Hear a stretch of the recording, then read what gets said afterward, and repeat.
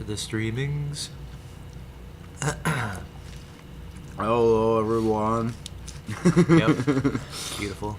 Nice introduction. We've lost everybody. They've all left. Let's see. Set up our chat. Maybe YouTube chat will work this time. I'm doubtful. But let's see. Excuse me. Oh wow. No, it disappeared. Why does it disappear? I don't know. It's supposed to be there.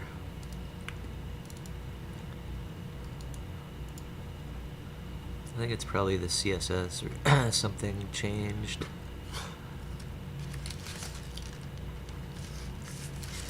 Anyways, no YouTube chat again, but we have, of course, the Portal Mountain Telegram chat. Let's share this. Oh, wait, before we do that, so today is the topic of today. Meeting to be disclosed. I think that's probably fine for now, but Universe. we want to get into the multiverse / polyverse, whatever you want to call it, which is a full description of everything. 42. As I like to call it. Everything. Alright. And so that's Wow, TBD. it looks like I'm really enjoying it. Fine. I know, I think you are. I really am.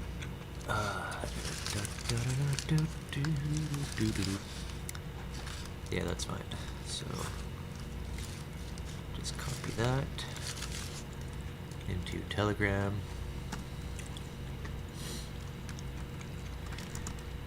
It's meeting time.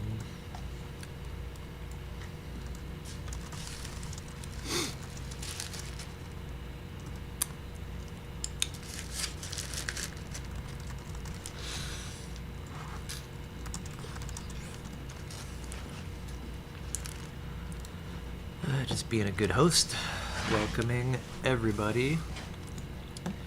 No shit posting. Nope.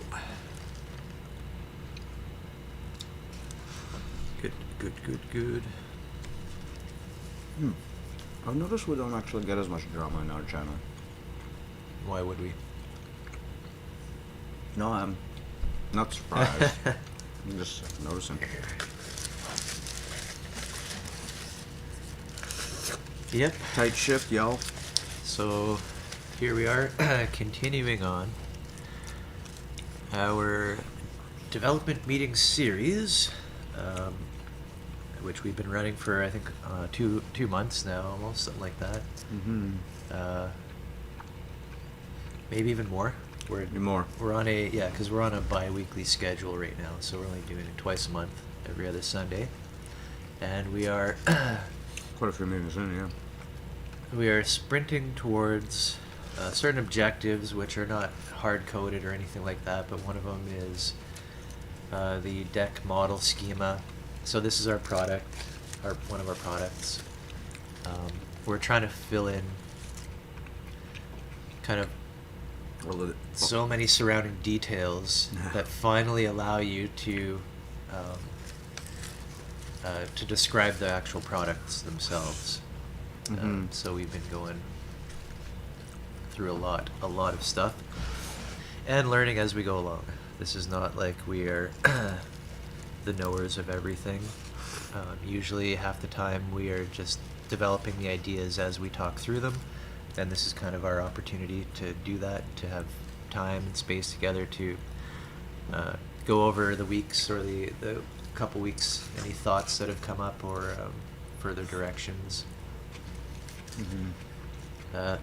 So one of those thoughts I was having is that I like to kind of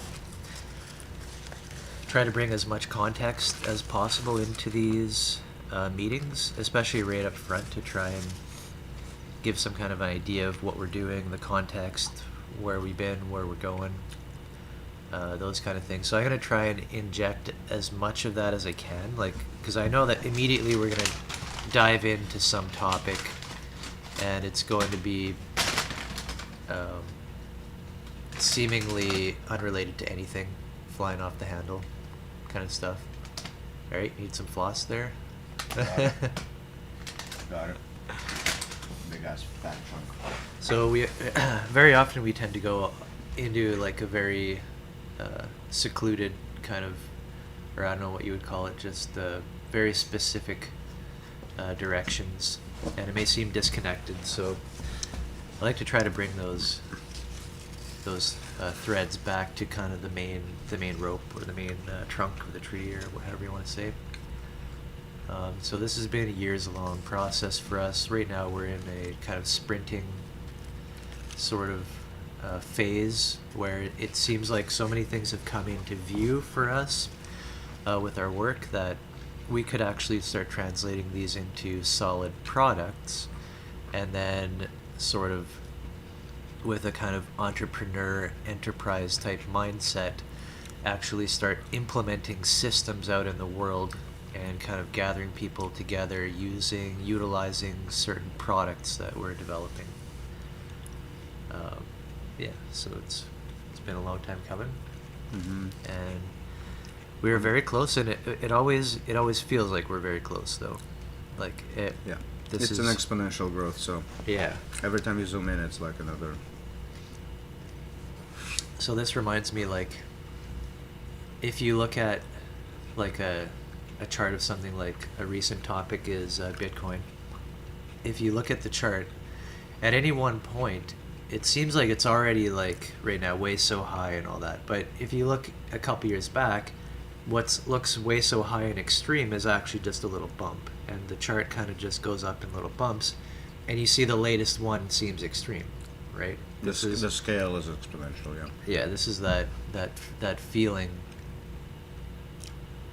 that it's always intense in the moment, but then when you're looking back into the history, it looks more like a little bump. Salavi. Yep, that is life.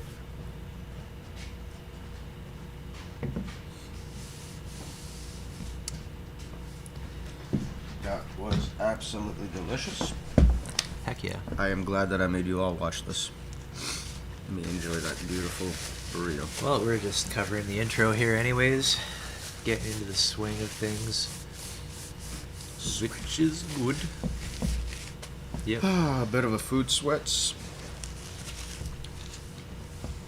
So many years in the making, and we're gonna get into, this time we plan on getting into the Polyverse, multiverse, which is, and the way we're looking at that is as these carriers and agents, so using media and language to basically describe any area of behavior within life and all that. So, as far as a universal, multiversal subject, a lot of old ideas are still going to be in play.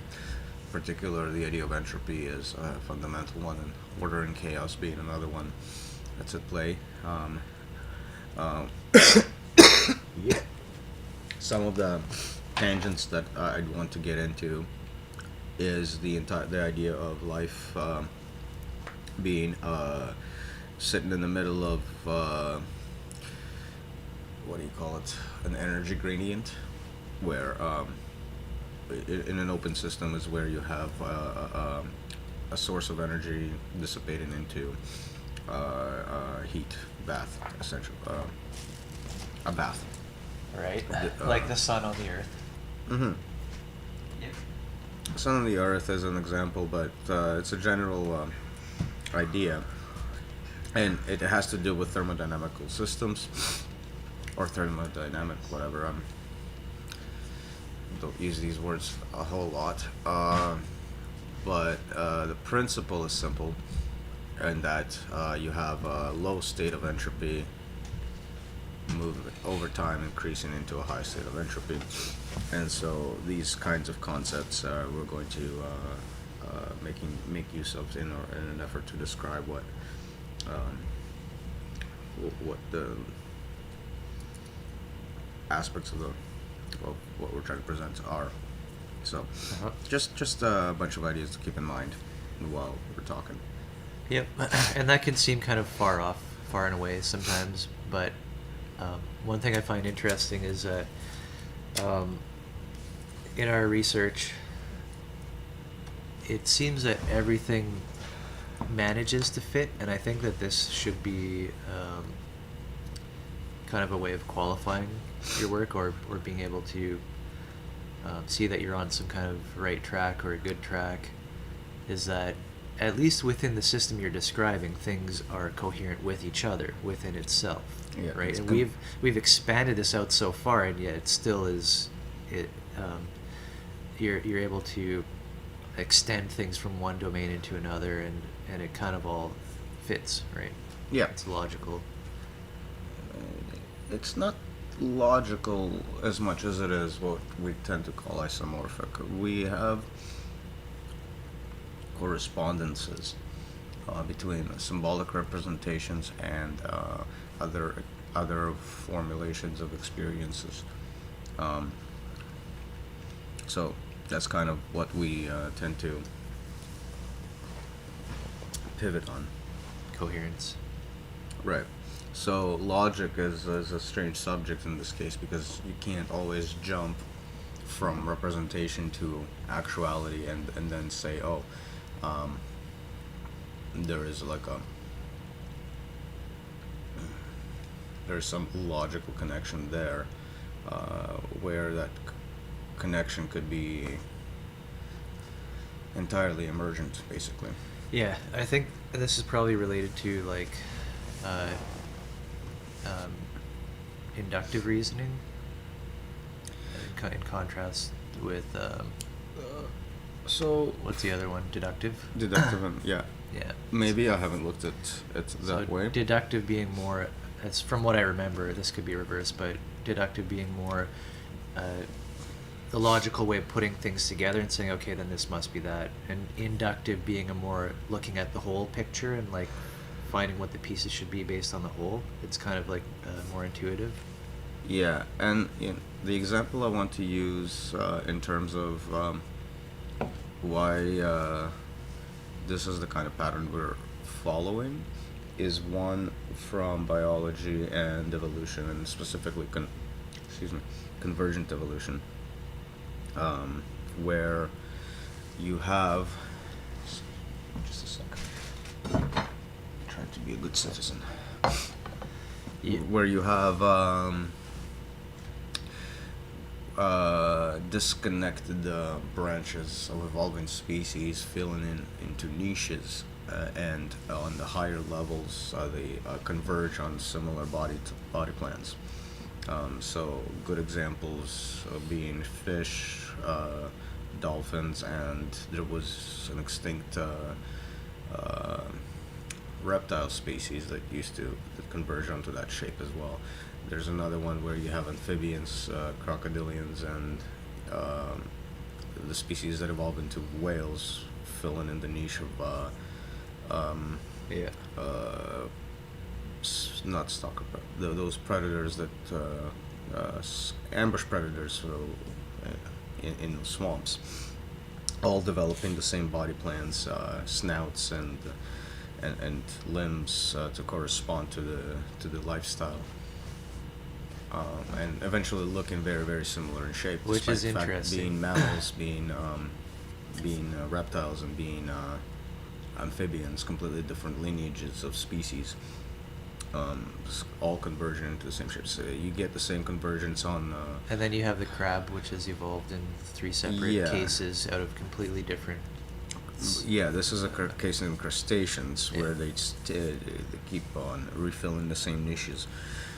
In this case, we're talking about big land animals, giraffes and dinosaurs, for example, the long necks that also converge on the same body plan. So, like, Right. as each iteration of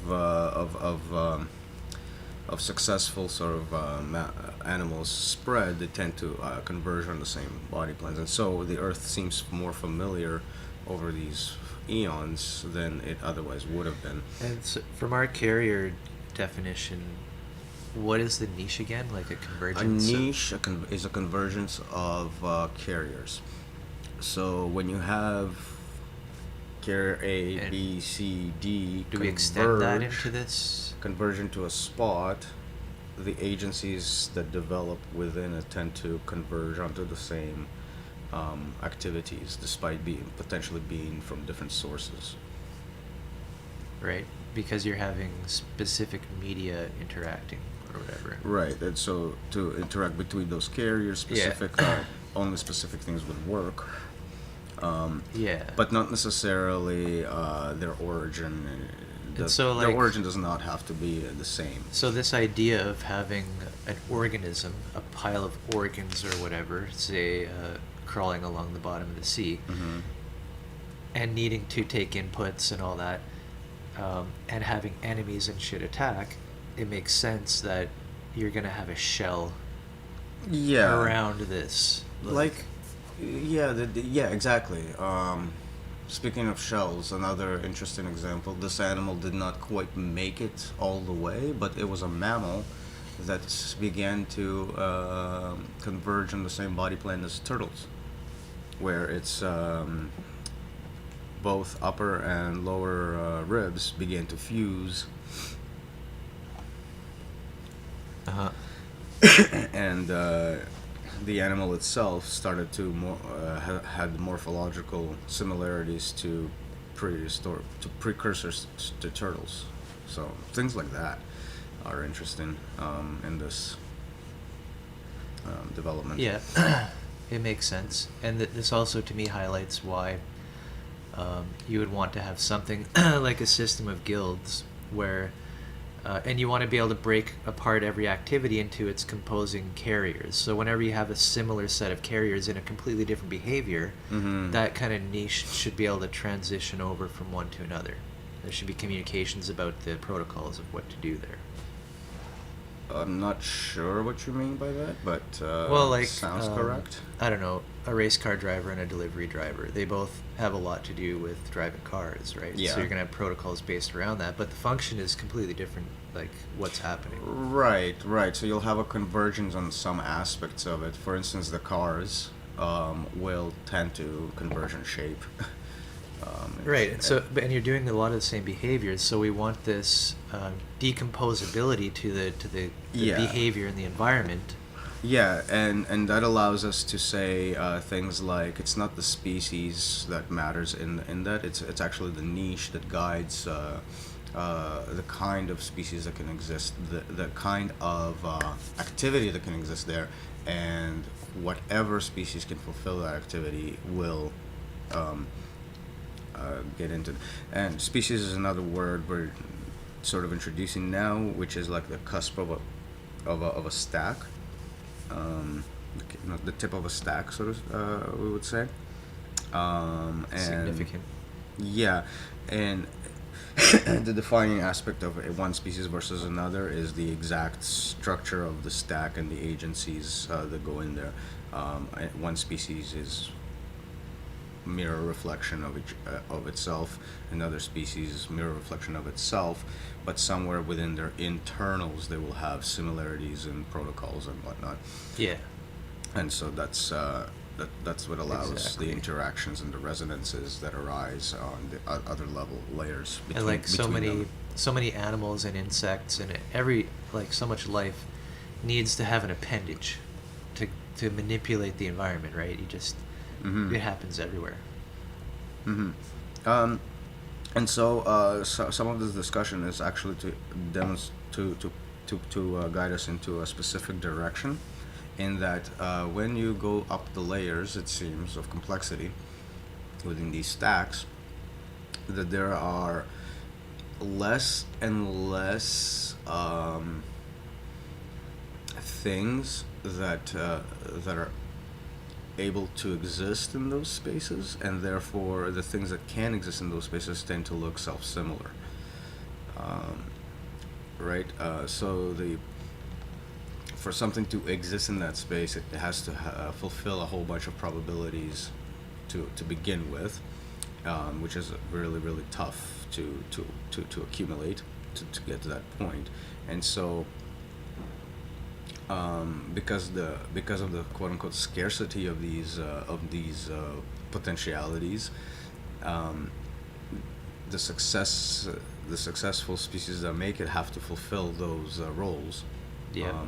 And because of this sort of top down necessity that guides probability, possibility, not probability but possibility. There's like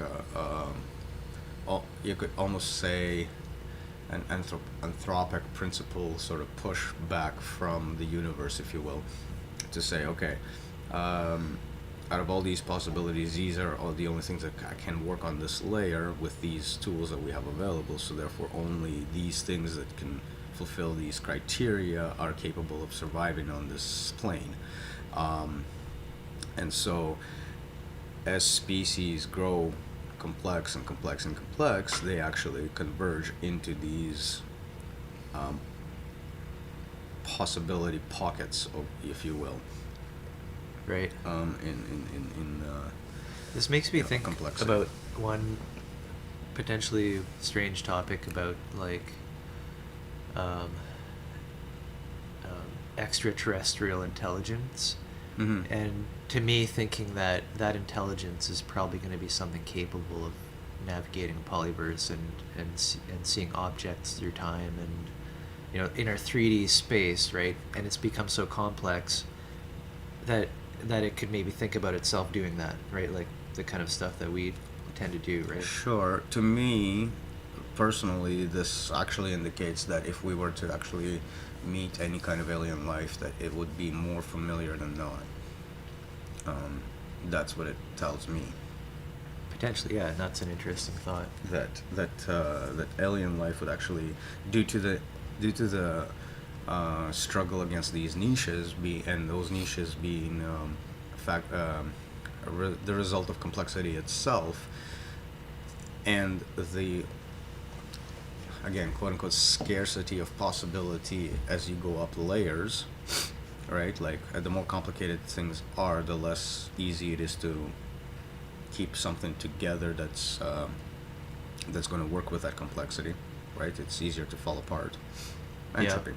You're just discussing entropy again. Right. And what I'm saying, I guess, is at the top of the stack, you have a thing that understands the stack. Potentially. It certainly is the stack, so it has a natural capacity to behave a behavior range of that stack. If it begins to recognize its own stack, it has a potential problem because it deals with representation, and representation can collapse into meaninglessness. Whereas that's the ongoing problem of humanity, right? Like we're the species to have achieved that. And we almost would hope not to recognize too much of ourselves in any kind of alien life form, because it's going to come in one of two varieties. Either the mistake we're making. How most of us look right now, or the quote unquote Buddha.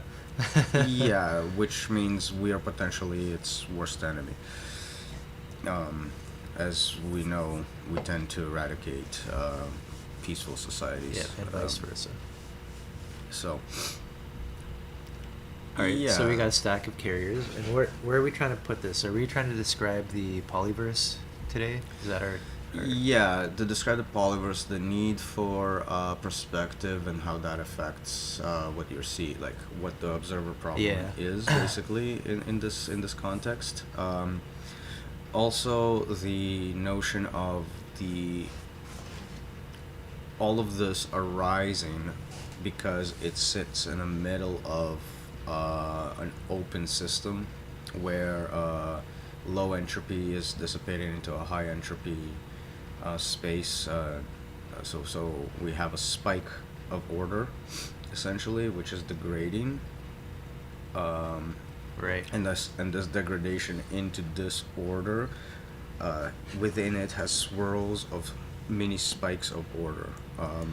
Right. But those spikes of order are there as dissipators of the main process of dissipation, and all they're doing actually is, even though they're internally ordered, the net effect it has is the energy is dissipating quicker and quicker and quicker, An effect of this, you can actually kind of imagine this the way our civilization works and produces garbage. Um, the more technologically advanced we get, the more energy we spend, the more garbage we have, the more entropy we're creating around us.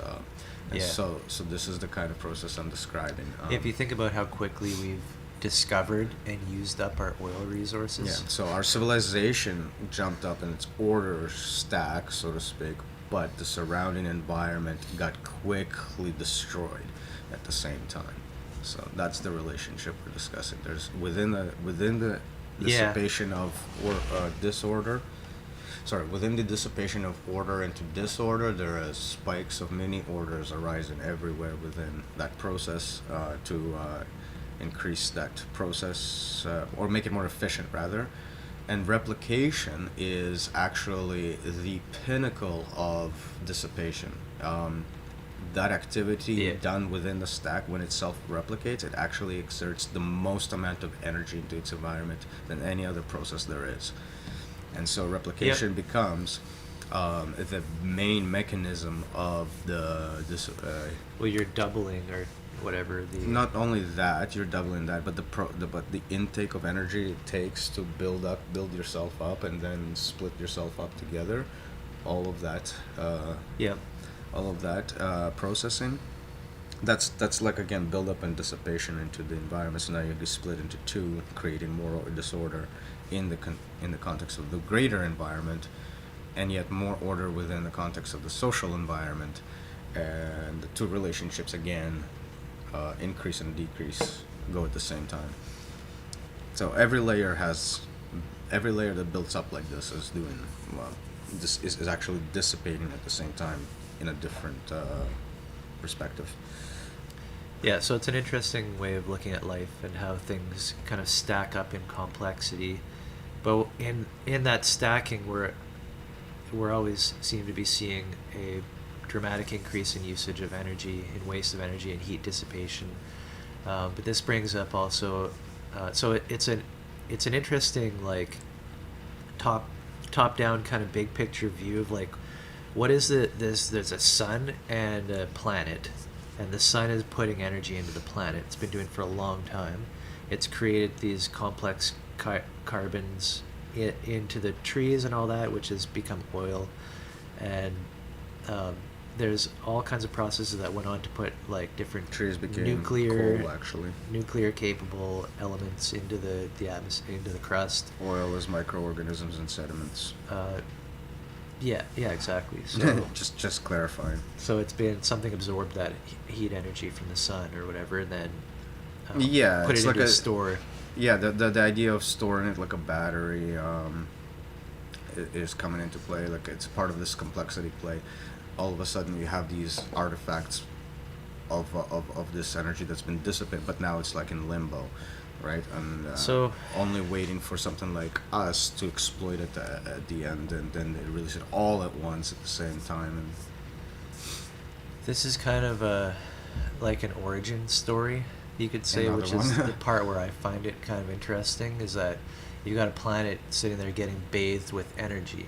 And so instead of being cold, like a rock cold, like an asteroid or whatever going through space, very cold, nothing happened. If you look at the molecular level, things are very slowly moving, if at all. Right, When you add the energy, you get much more conflicting. so this is the low entropic state where nothing is moving, basically. Or Yeah, so we're everything- getting the opposite of that. This thing is becoming so hot that things are just breaking and blasting off, and But somewhere in the stuff is middle coming. between, like, you can have stuff break apart way too fast, obviously. So Right. there's that Goldilocks zone. Yes. Yeah, so we're having something heating up so much that there's much more interaction potential, and that just keeps happening, and it's trying to dissipate its heat. This rock called yeah. Earth. It's trying to once it dissipate it because it's being agitated into a state of Yeah, so electric excitement or whatever. The basic idea is the chemistry in the water gets agitated into these molecules, and then because water is a surrounding bath that can take the heat away from these molecules, they're trying to find ways to convert this energy into the kinetic energy, the heat energy that it's going to go. This is the paper that I Trying to find, yeah. But because chemical bonds require energy and whatnot, all of these spontaneous chemical connections can also happen, and the energy is being fed into that system. And so, once those bonds also happen, the resulting object, right, the resulting object is much more capable of dissipating this heat than the pieces that it's made from. And that's the key behind the spontaneous order. That arises. So it locked up that. So you're saying capable of dissipating, but it, by being an endothermic reaction, it locked up that energy into the form of bonds. Yeah. It's taken out of the environment. Exactly. Temporarily. Sure. But because it's done that, it's gone somewhere. The energy has gone somewhere in the form of complexity. So right, and this is like the small little tiny step of where disorder turns into order via dissipating into disorder. As convoluted as it sounds, it's actually part of the same process, and that the borrowed energy allows it to create these new things, which in the carrier understanding makes it into a new carrier. This new element, if you will, is now capable of bonding with the other elements slightly differently. Right. Another difference. Another elements slightly. Yeah. So you're increasing in complexity, and we don't need to say when the magical thing happened or whatever jump or this or that leap to a replicating type of system. But we can see that the experiments have shown simple molecules will start to create self-replicating systems in that situation, simply because the self-replication, as I was describing earlier, is another mechanism that works really, really, really well. And so the kind of complexity they tend to build eventually hits these loopbacks. When you've got a walled garden, that its internal mechanisms are literally building a copy of the walled garden, that is not like a simple thing at all. No, I'm not talking about that. The initial replication that kind of happens is not on the order of recreating an entire cellular structure or anything to that effect. Yeah, like I kind of imagine like. But it's you can almost imagine it more like a viral thing where you got a whole bunch of different pieces, they coalesce somehow, they react with the other pieces together, and all of a sudden that branches out into replicated aspects. So like maybe the system will take a couple of cycles of interaction. It really doesn't until matter there's because a replica. We have a whole universe of context, like as in the far reaches of the depths of space and how many planets and systems and all that. At this point, I'm just discussing a small little math paper that's gaining traction. But yeah, so this is not it's not a baseless assertion. Anyways, at any rate. I like that as an origin story and as kind of higher level view, I guess, or maybe a basic view of what entropy is about and how energy is accepted into a system, and this idea of dissipating heat faster and faster in more efficient ways is kind of like a runaway system, right? And then we have another thing to think about, negentropy. Like we've got to put that into here somehow, because this is also it. Like we're describing negative entropy in the ordering part, but its net result is also increase in entropy on the outside of that system. That's the connection. Yeah, I wouldn't try to say that we somehow escape entropy or anything like that. But there's a process which is distinctly different in that it's capable of the building of the stack, the bonding, of conserving instead of wanting to just rip everything as fast as possible. Right, and that's when the energy is locked up into those bonds, right? As the initial step that we were talking about, and then the further steps of that energy being locked up into more structure of macro molecules, further being locked up into the structure of cells, further being locked up into the structure of multicellular organisms, and each stage is actually a bigger battery that acts as a food source for the next layer, right? Like the reason we ingest food is because cells ingest cells. So when we bring this up to a social level, we are hoping that instead of continually having our society rise and collapse, these Roman type of cycles or whatever, we find a way or manage to build into the social structure this type of battery energy absorbing type lattice, which becomes stable, right? This is kind of an ideal. Right. That would be a good way to put it. That the energy absorption, quote unquote, lattice, if you will, isn't going to build a layer on top that's trying to devour everything on the bottom. Yeah. Which Indeed. Currently it is. Indeed. And so it, just kind of bringing back the context, if you want to try and organize society, organize yourself, utilize like the product that we're developing, that kind of stuff, the products, you have to think about more than just, okay, I've got an idea, I want to do it with some other people, we're going to do a thing, right? Everything can benefit greatly from hooking into a more coherent social lattice, right? So it's not just the game of organizing yourself, but what of many things should we keep in mind while we are doing our little corporation or our little this enterprise or that, right? How should it fit in a way that's socially responsible, right?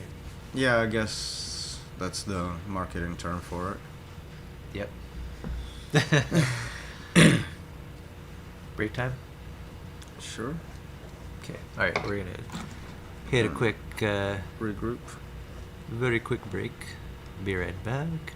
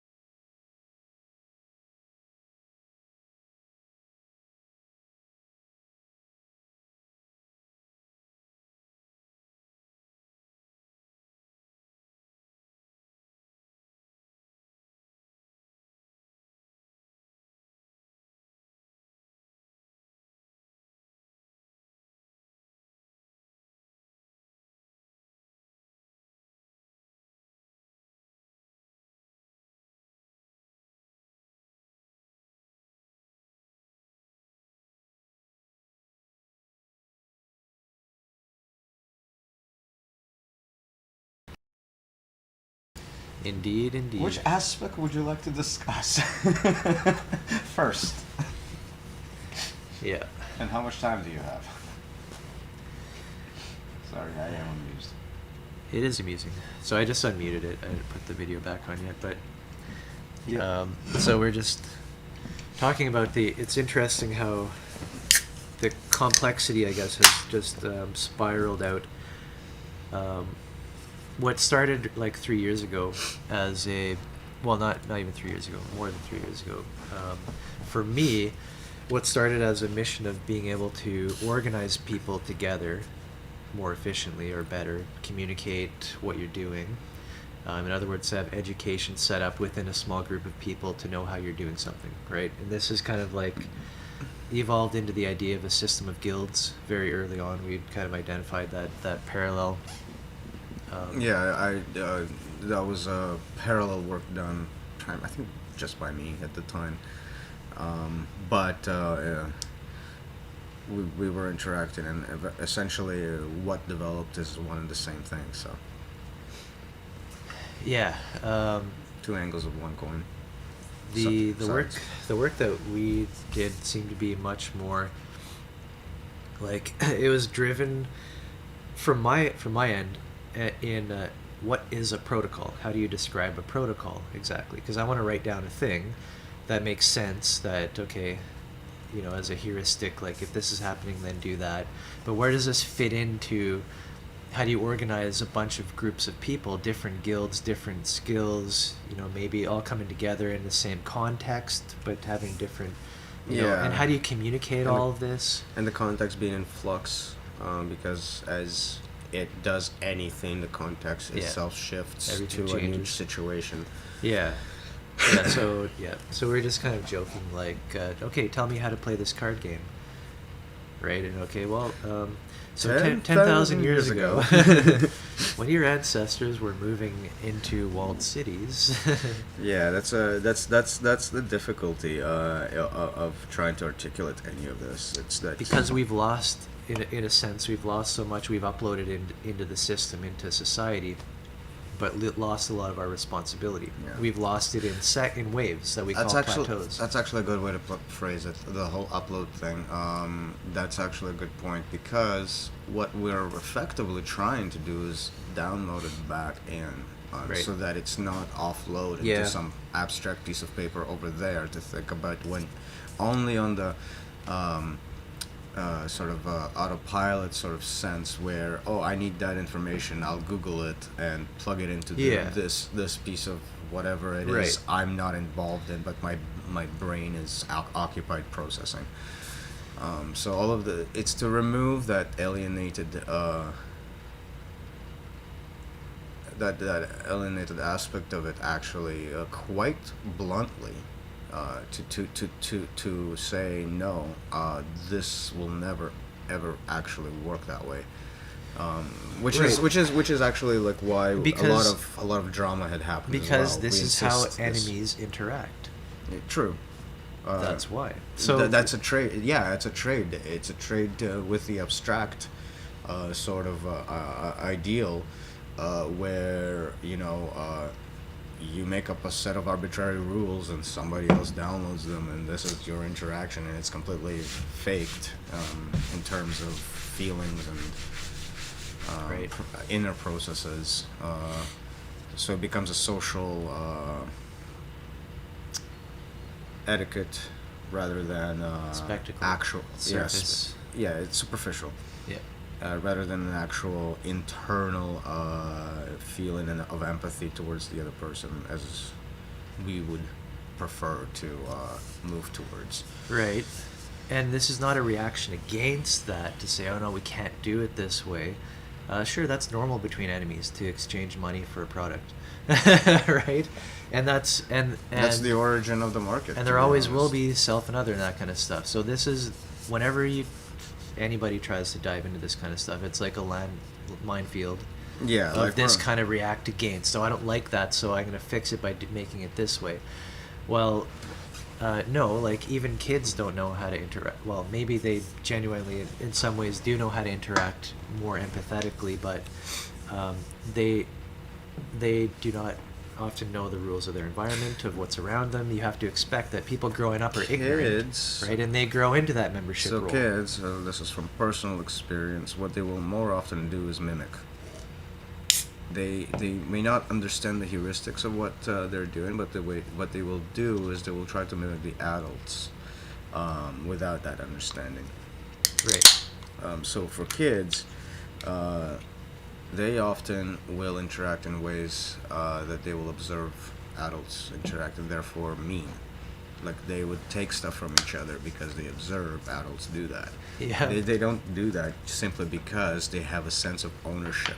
That is a myth of that capitalism embeds in our unsuspecting little minds. That this is the normal behavior, but in reality, it's just we don't actually think it through. There is no instinctive desire to actually possess things. There might be, look, the kids are different. I have 3 variants of my own. There might be an issue with and an inability to say keep your hands to yourself and just being grabby, but it's not about possession. Things like that, like just not knowing boundaries of others, comfort levels. Those are still things to be educated on. But as far as being possessive and like being greedy and being like all of these different things that we're told that are natural to us they don't exhibit themselves as anything but copies of adult behavior. So it's a pretty telling sign. And so this makes it very easy to perpetuate culture, and especially this kind of alien mediation of culture, in which I don't care how they made the burger. I just paid them $1, whatever, couple bucks. Yeah, and here comes my burger. And then bitch at them for not really caring about you. Meanwhile, they don't know who you are. Right. So you're bitching at them. The thing about like, okay, make a card game, or how do I play the card game? It's the reason for the card game is happening in a bigger context. It came out of the idea of how do peer-to-peer relationships result in an emergence of a cultural, social relation, a social system, right? And so if you're concerned about how to create tech to do that, and you think this tech is just going to make things better, well, you can't just put it into the existing culture and expect everything to change. You have to use the tech as an education medium or whatever, to help people understand where they are in history and what has built them up into their current way that they are as this kind of heavily mediated organism. Well, not only that, you also build the tech in such a way that makes those questions not curiosities, but aspects of one's own internal processing. Because the point is not to give somebody an abstract history, again, to reference on Google sometime when they're doing something completely unrelated to their lives, to fill in a gap of knowledge. If that was the case, this whole thing would be useless for that. Just flat out useless. This is a matter of integrating this story into your story, into your existing narrative, and so that it's a personal narrative as well. So its function is really different than that of typical abstract information upload. It is itself an exercise of that information. Probably not the best way to phrase it. And it's also functional in that the more you learn about each plateau, the more you're actually taking back functionality of your being. Right. The perception changes of what it is being. It's not arbitrary. What is being exchanged. Yeah, you gain perception of what you are exchanging for what. You get context back. Is what really happens. You begin to see how how so to speak you sold your soul to the system to begin with, and where and which shops to travel to get to get pieces of it back. And it shouldn't be that difficult to it really shouldn't be that difficult to try and relate such a story. Like, we've been developing, even in this dev meeting series, that the pseudo history There's one video where I was thinking about the archetype stack, but we've gone through line by line of things and in a pretty interesting Those were the plateaus. ways.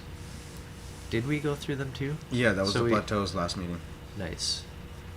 We were comparing right. the abstract. And then concrete, before and that, magnetic. I was thinking for a while, like, wow, I got to clip that one that we did about the archetype stacks, because that also, we went through every single one, right? Just Probably, I think to give so. an idea. So it shouldn't be that hard to help people to relate to this kind of a story that tells the story of sort of you starting out in a potentiality and wonder, like as a child, and slowly having things beaten out of you, right? So that And you can bitten form, into you. like, we should all recognize this story. We're just telling it on a meta history over, tens, thousands of years, whatever. Yeah. But yeah, and that it's functional as well. Like, we say that we're at the virtual reality plateau or whatever. What was the word for that one? But It's a anyways, temporal. No, it's one more. Temporal tampering. Temporal tampering is the stage we're in. It results in a complete virtualization of reality. Right, which so is that what would so that would be like the which that is would be what the, we're moving into. We're trying to move into that point where the media, the news or whatever, is a sense-making service, which makes sense of the world for you. Basically, it tells you what's happening. It tells you the story that is supposed to be isomorphic with the events and the facts. You're told a story, but it's given to you. So the news the news main purpose, as far as I can tell, as an organization, is to keep you glued to the spectacle, so that time that you could have for critical thinking and whatnot on your own about any kind of events is done for you, while at the same time you get advertisements fed to you through that process, and so that while you're doing while you're doing nothing about anything, you're still being told what products you can get to make yourself feel better, and all that jazz. Yeah. So it's like instead of ordering a whole fish, you get a fillet, and then you also get your omega oils from fish oil as a supplement, kind of separate, right? It's like slicing everything. Instead of just getting a fish and, okay, now I'm getting all of it at once, it's like they give you, they sell you the parts as different supplement products, which you can purchase. Sure. I was making more of a point to the fact that, as far as quote unquote world events go, the job of the news is to make sure that instead of reacting to the events in any capacity, the average spectator is to spectate the events only passively, to ingest that information in, right, while being informed about more and more products that could satisfy whatever vacant feeling that you are developing from not being able to participate in the world whatsoever. Right. So you're overloaded with your job, with all that. You don't have time to think about what the facts mean. Yet you are still learning facts of things that happen in the world, like an event. Some country attacks another country. That's supposedly a fact, right, of what happened. But then it's the spin of why did this country. You don't have time to look into that. Why did this one attack that one? You don't have time to look at the structures and the power structures and the actuality of what happened. So now you feel quote unquote informed, useless, and anxious, basically. Right. So just the plateaus, like we're talking about slicing up the responsibilities of life in a way, and it's happened over time, and we call them plateaus because certain behavior sets have solidified at certain areas, which become stable, and then upon that a new one is built, and the next layer of society. And that the lower plateaus are no longer recognized either. They don't. Right. What makes them up is no longer recognized. The plateau becomes the new lens. Yeah. And you don't have to worry about it because that plateau structure has been uploaded or whatever into the unconscious, as you may say. See, it's part of the language. So, for example, how l- the most concrete one I can think of always is there is no such thing as environment. There's only land. Land is bought, sold, and traded. The environment is this abstract notion of something out there that we are apart from. That's like Yeah. that's not it's not just a thought process that I'm describing. It's actually in our language that the way we describe these things are repeatedly treated Yeah. as foreign objects when it comes to the environment. That Right.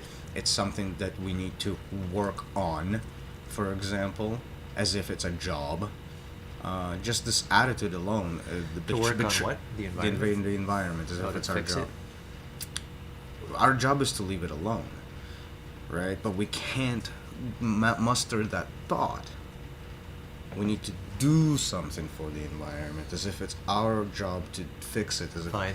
no, like if the only job, quote unquote, we could potentially need here is to freaking leave it alone. It knows it made us, right? Like it's the thinking is warped. So it doesn't, because these things have been kind of generalized into unconsciousness or whatever. That's my usage. I know it's Mhm. sloppy. Yeah, I no, really that's hate fine. that word. But What I'm calling um, linguistics.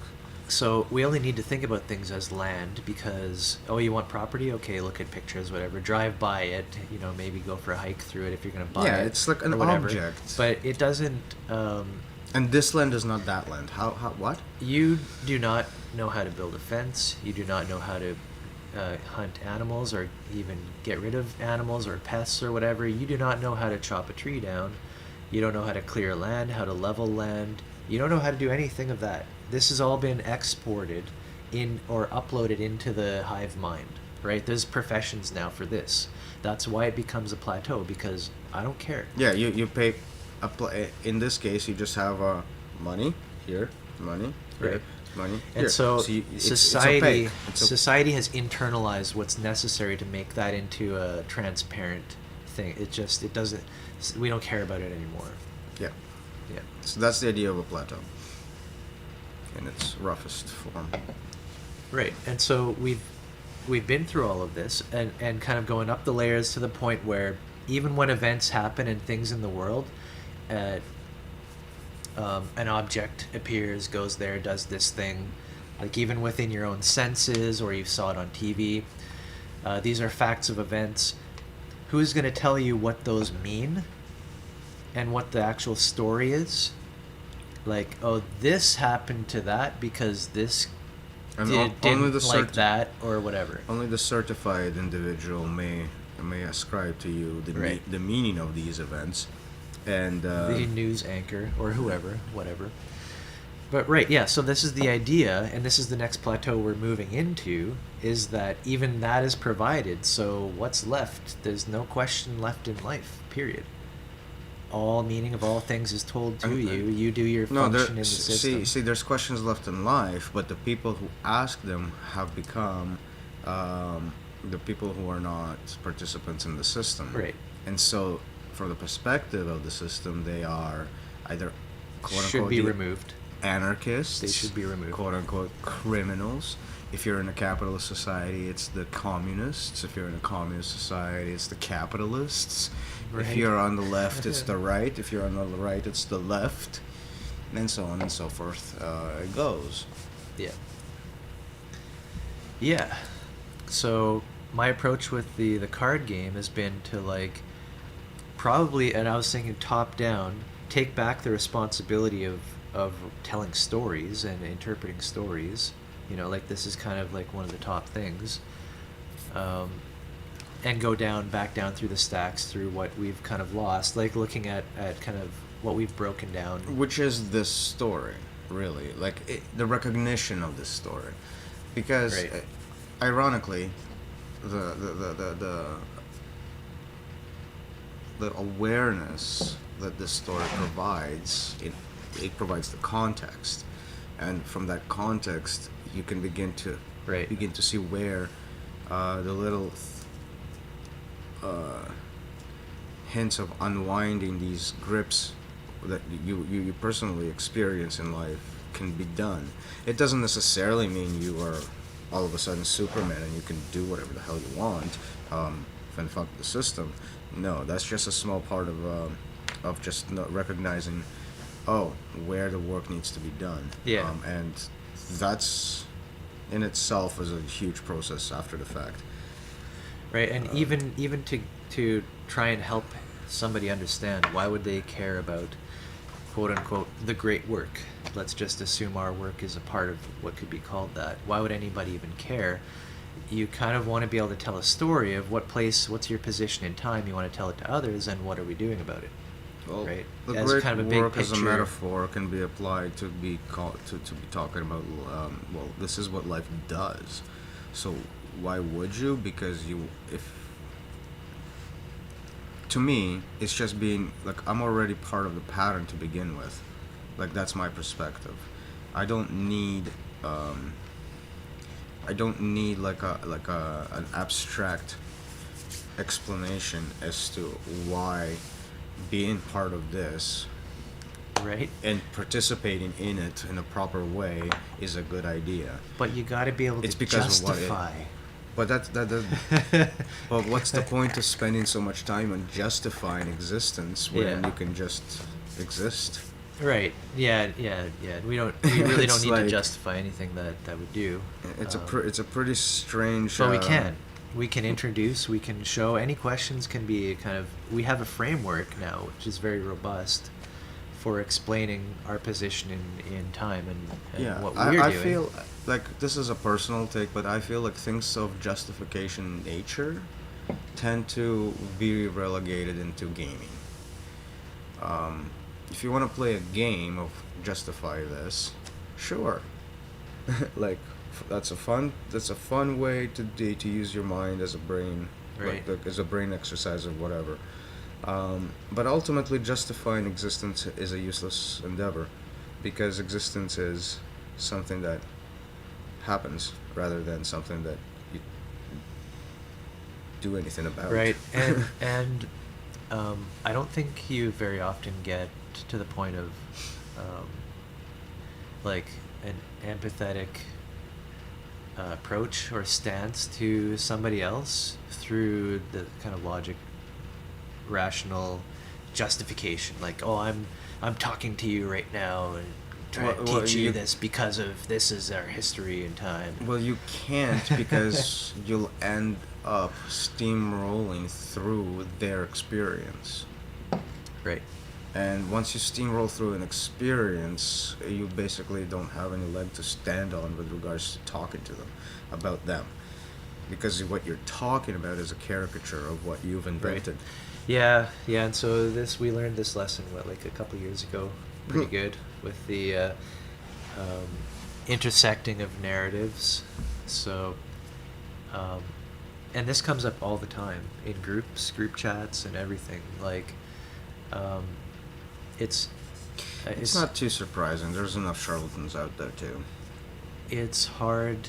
It seems difficult to just have a relationship started between people and have talking and just kind of like let the trust build slowly. It's very often like something triggers something else, and then the stance is already antagonistic.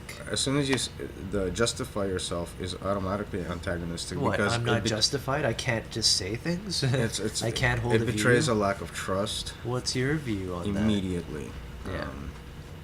Yeah. And it's again, I'm not too surprised by it because there are enough charlatans out there to justify the behavior. It's just the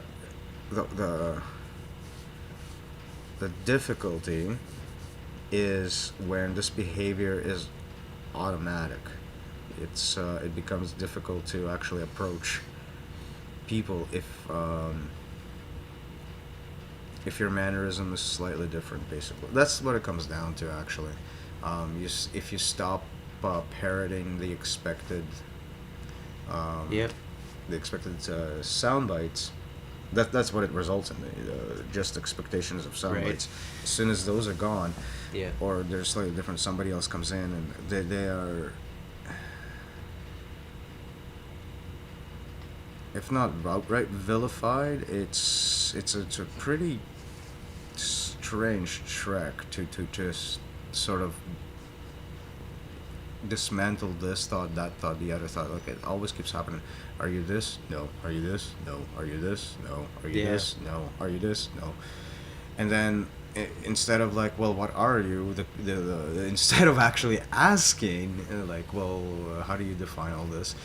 Right. It's an element. Oh, fuck off! You're like one of those. Like, And it's like again, it's, no. it's waiting for that moment, like you say, when you, why not just ask what are you about rather than trying to pigeonhole people into every last thing, every last category you know of.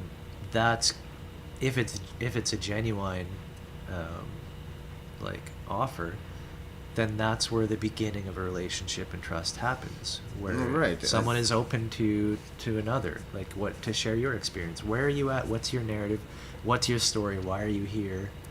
Yeah, I actually think that the neurotic need to identify a label of your existing system, It's symptomatic. it talks about something very particular in that in the ability to engage other people. In that, if you're not part of what I understand, then you're not part of my world at all. There's sort of like a weird distinction of us Right. and them that is extremely violent, actually, in its divisiveness. Well, it's very typical of the type of consciousness that came out of the Enlightenment and the worship of the ideal through Plato.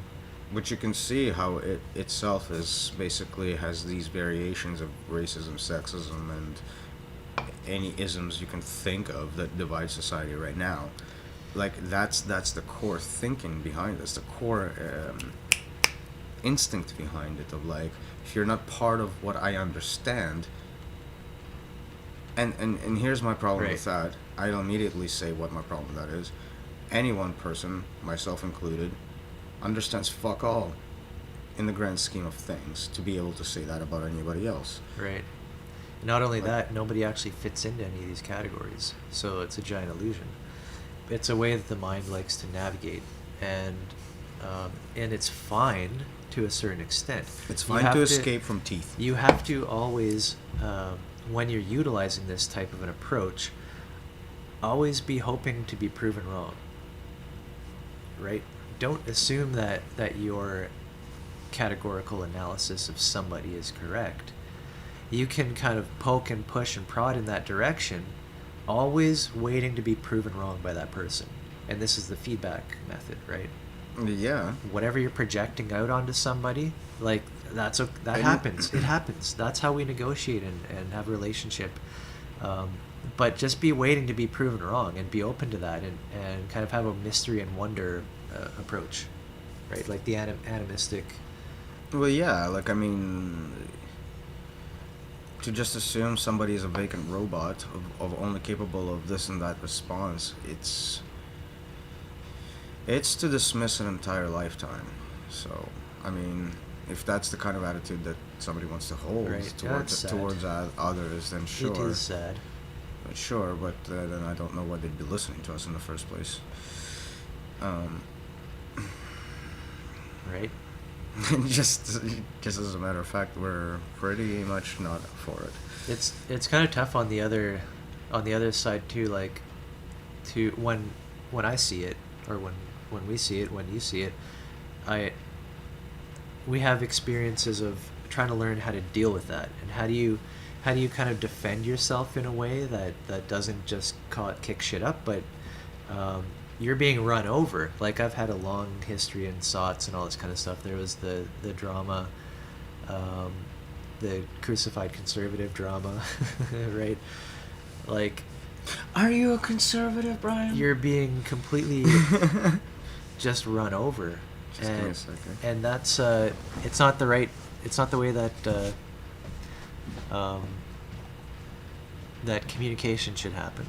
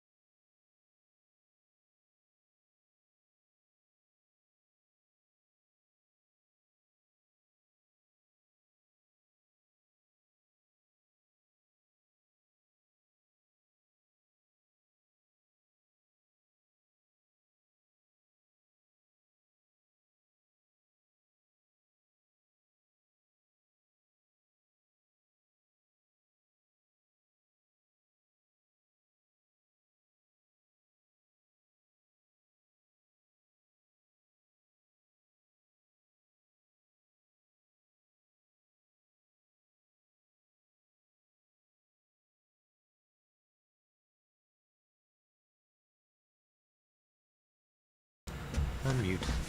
So, going back to our analysis of the universe, actually, we can explain what is happening on those terms too. So, the idea was, of course, going from low entropy to high entropy, and in the middle of that process, you'll get low entropy spikes, right, internally, within the dissipation. Right? Yeah, lower entropy spikes. Right. So order spikes. Yeah. Everything moving towards chaos, but within that movement, you get ordered phenomena. So Right. this idea of sound bites, this idea of capturing things into labels, Right. Oh my god. right? You see it. Yeah. Oh, I know. Right.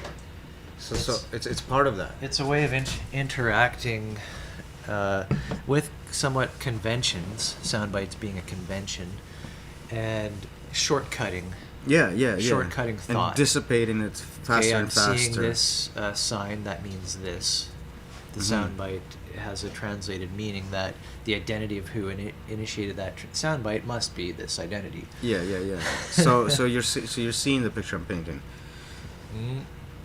So that, of course, points us in the direction of this isn't a bad thing, And you know, quote unquote, but it is normal.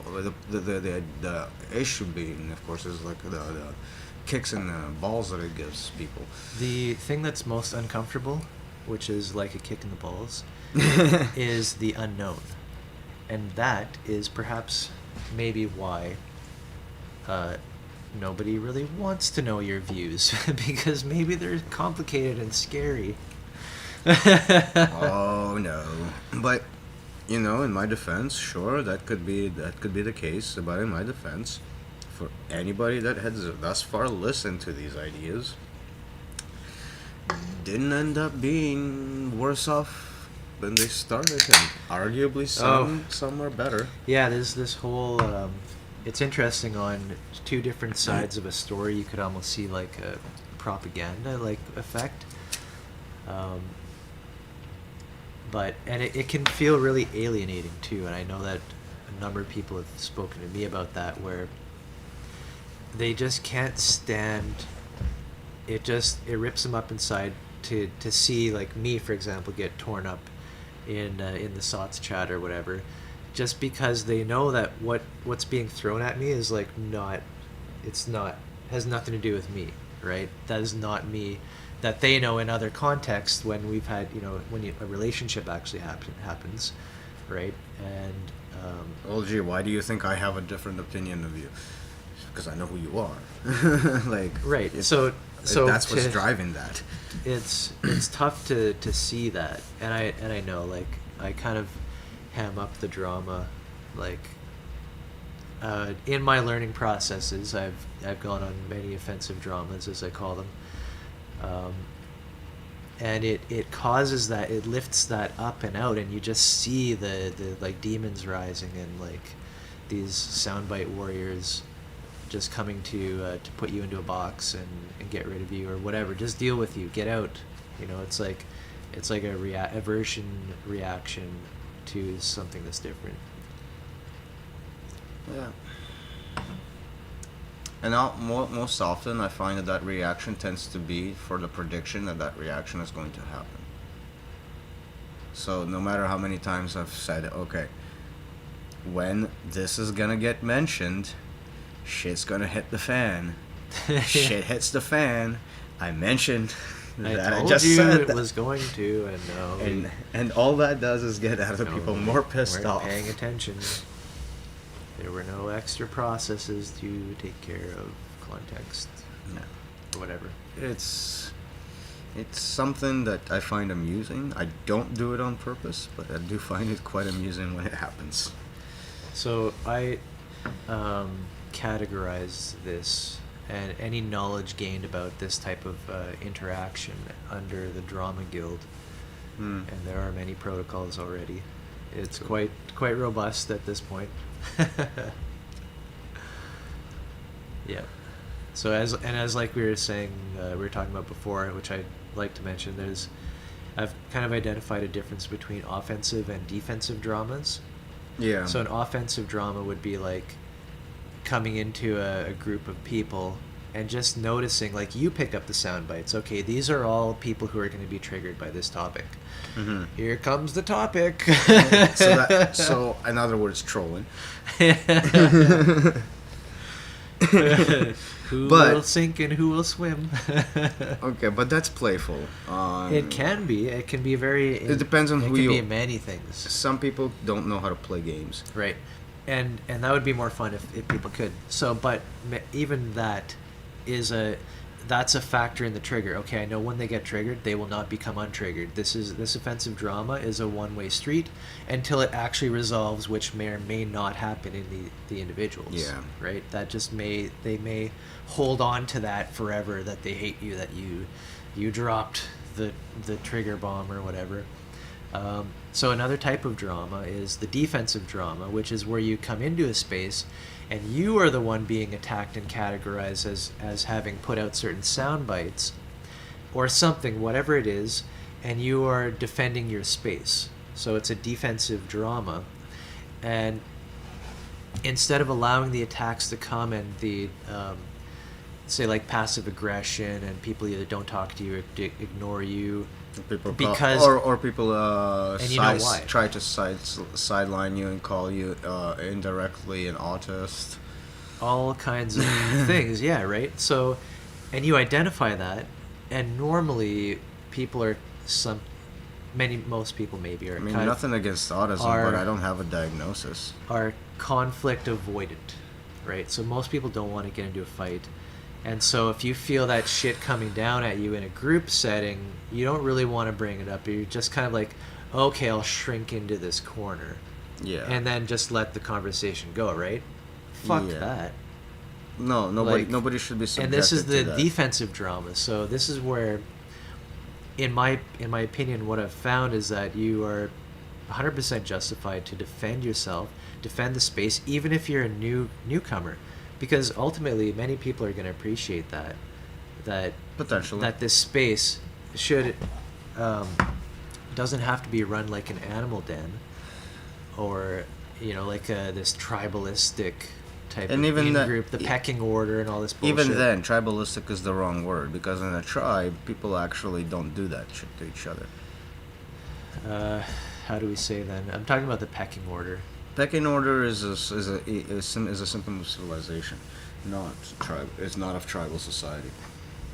You don't get an order okay, it's in a in-group, disordered out-group. organization, right? There's an in-group and an out-group. An in-group dominated by assholes who sort of maintain the Yeah. social. Yeah, this is Right. the typical ownership status. Yeah. This So- this is the ancient divide that goes fucked up, where a tribe who is unified, like its leaders are the expression of its people. Oftentimes, there's You're obvious. talking about a coherent tribe. Yeah, there's obviously going to be variance in actual tribes. We're not Idealizing. not dumb enough to not see that.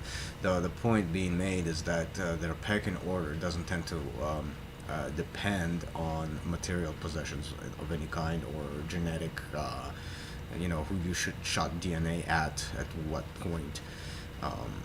Even things like ancestry can be adopted, for crying out loud. So it's not like it's not like a set in stone story for them. So I think it's related to the way that moving through the plateaus, coming into the plateaus initially, into civilization, the walled cities and all that, what we're learning in the very first instances is how to relate to each other as enemies, right? That's kind of a theme that we've been picking up. It initially pegged the quote unquote civilized against non-civilized people, from the perspective that the civilized determined that they had the superior pantheons of gods due to the fact that they were able to accomplish so much more, Right. The myth of progress, and so there was this animosity ingrained in the ancient civilized mind, in that anybody Right. who is not Pride. anybody who's not civilized is not worshiping the correct gods because look at they can't do what we can do. Right, and this is all like this would be a manipulation of the culture, definitely.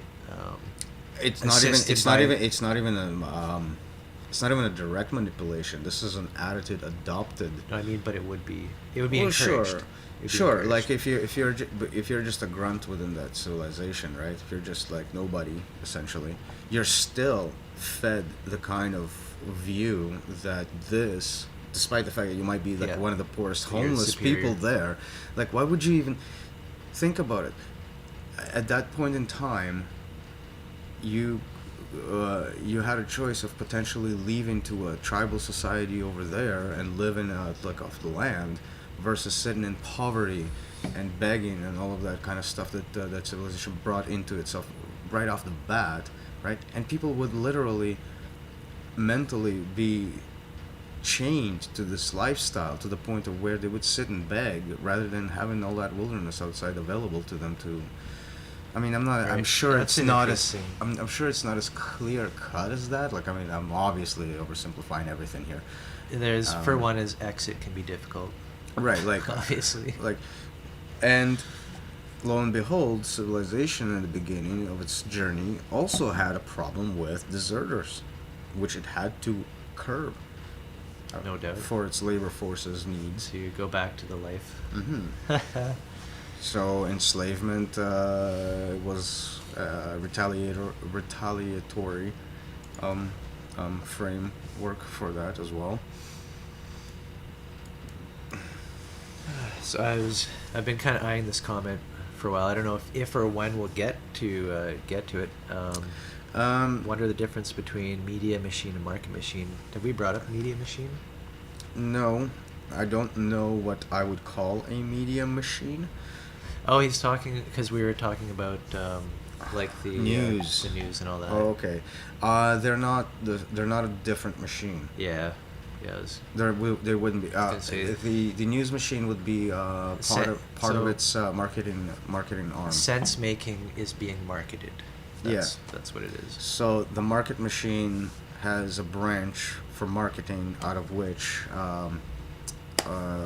media is a part of. Yeah, that was a bit of an old comment. Thanks, Paulo. I was wondering like how it fit in. I didn't realize it was a question actually to the context of what we were talking. I was like, how are we gonna fit that in? Yeah, no, it's it fits. It's just there's no difference. Yeah. One is the arm of the other.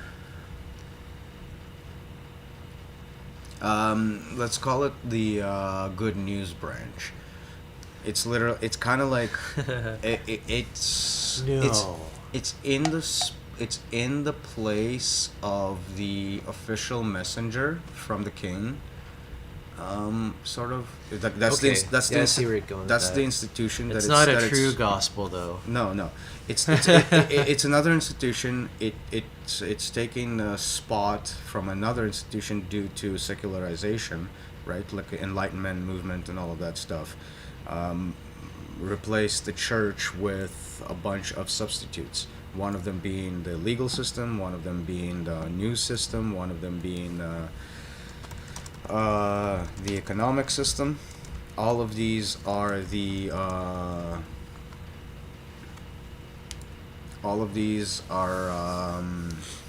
sort of like different aspects. Psychology is another one, and marketing being sub branches of these cross. They're the kind of cross institutional in that regard. So anyway, what Hey, used to I be just the thought of something. job of one institution got split into many, and what we're seeing is a whole bunch of branches of it. So, I have spoken about viable systems before, and I was just thinking, like, when you're mentioning all the different facets of things that have to be taken care of potentially to deliver a product or whatever, the idea of, so we're talking about carriers, niches, agents, and you have enough of these together and you've got a viable system. Yep. Ecosystem. So That's we're calling an ecosystem what is a viable system. we're equivalent. Well, I don't know. I never actually thought about the question of viability because to me, a complex adaptive system does not arise unless it is viable. Of course. And yet, we can sit here drawing and writing cards and describing a system, and yet it is not that. Right. It's Right? the system making itself. Yes. Into symbology. So, this as a delimiter of description, when you've got enough agents together, you get something that replicates It into Itself. other forms, yeah. right. And I think that's a maybe important distinction. So this is where you get codings and encodings and all of that stuff actually making more impactful sense, because that kind of spread can now take on many different kinds of forms. And so by encoding and decoding, might as well flip to the car diagram. And pause right there. And yeah, so Let's just are we pause. gonna forget what we're doing though? No. You're gonna jump right into it, eh? All right. Okay, we'll be right back. Yep. I'm gonna describe that later.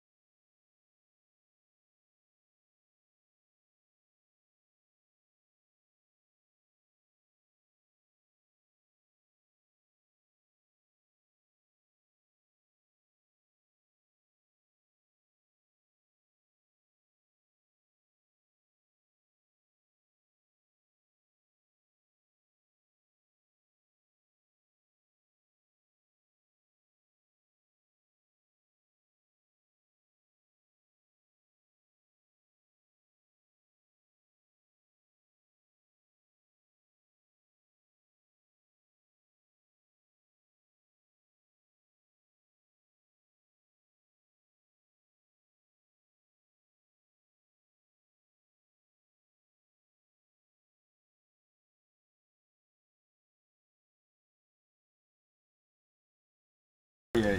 How could you? We're going to destroy viable systems. Viability, the idea of viability. Yeah. Well, it's a categorization of Yeah. the mind. You don't decide if something's viable or not just because it's half failing. Doesn't mean it's gonna not fail in the future. Okay. So I guess we can make a distinction between viability and complexity. And systems coming from complex, the complex framework, and what does that mean to viability itself, which places viability on a very arbitrary soundbite ground. So we probably want to define viability. For me, I was just thinking the ability to replicate. Oh. Okay, well. Is that like what is viable? And I don't know that I'm even using the term correctly. Yeah, I don't know what that But- what benefit that By gives viable, I assume there's a. Because if we already have the complex adaptive, we already kind of incorporate that aspect. Are you sure? Yeah. Because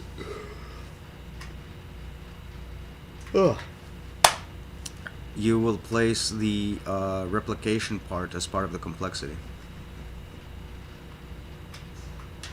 Right? So let's just say a layer is in its most complex form when it has self-replication. Fine.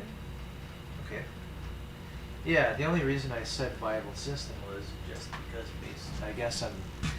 And Viability then seems to me slightly more arbitrary. Like, what Yes. are we denoting to be viable? And what we're doing is denoting.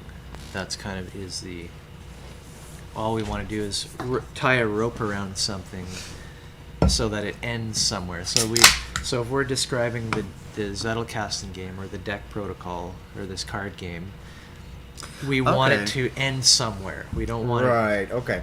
And from that perspective, sure, I like the idea of viability. Actually, like the minimal viability of description. Like, Sure. does the descriptive carrier, is it viable enough to capture the entirety of that which is its purpose to describe? Interesting. So you're more like pointing at the model itself or the mind map itself as Well, being viable or not. Yeah, so like, well, is it really that surprising that I'll just turn it around with that? Well, I think the idea is maintained anyways. Yep. Yep. So I was kind of wanting to delve into. We're bringing up the car diagram there yeah. for a sec. And Bring it up. No, you're not allowed to do that on air. all right. So Significant. this is going to get us into. A lot of trouble. Sure. Bring it on. Bring on the haters. So this diagram is actually going to be an explanation as to why animism is right. Fine. As an approach to looking at not just like as a belief system, like an abstract thing that you think, oh, must be correct because the words say so, but actually as part of the living experience itself, and part of the abstract idea as to why things work the way they do. So. Explain. So we were, in the context of our previous meetings and all that, we were describing carriers and agents and languages, and a carrier being made up of language as being a certain symbol set and a grammar as to how they interact. And this extends into all facets of life and anything you want to describe, which can be like a table is a type of symbol, and tables interact with chairs in a certain way. People interact with chairs in a certain way, and that's the language and grammar of a space. Mm-hmm.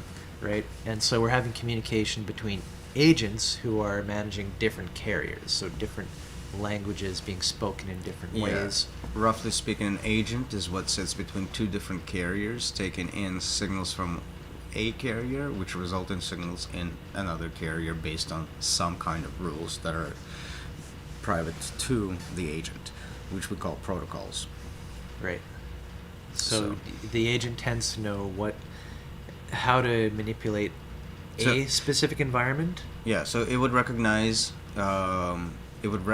messages coming in from some carriers, and it would express messages onto other carriers as its function.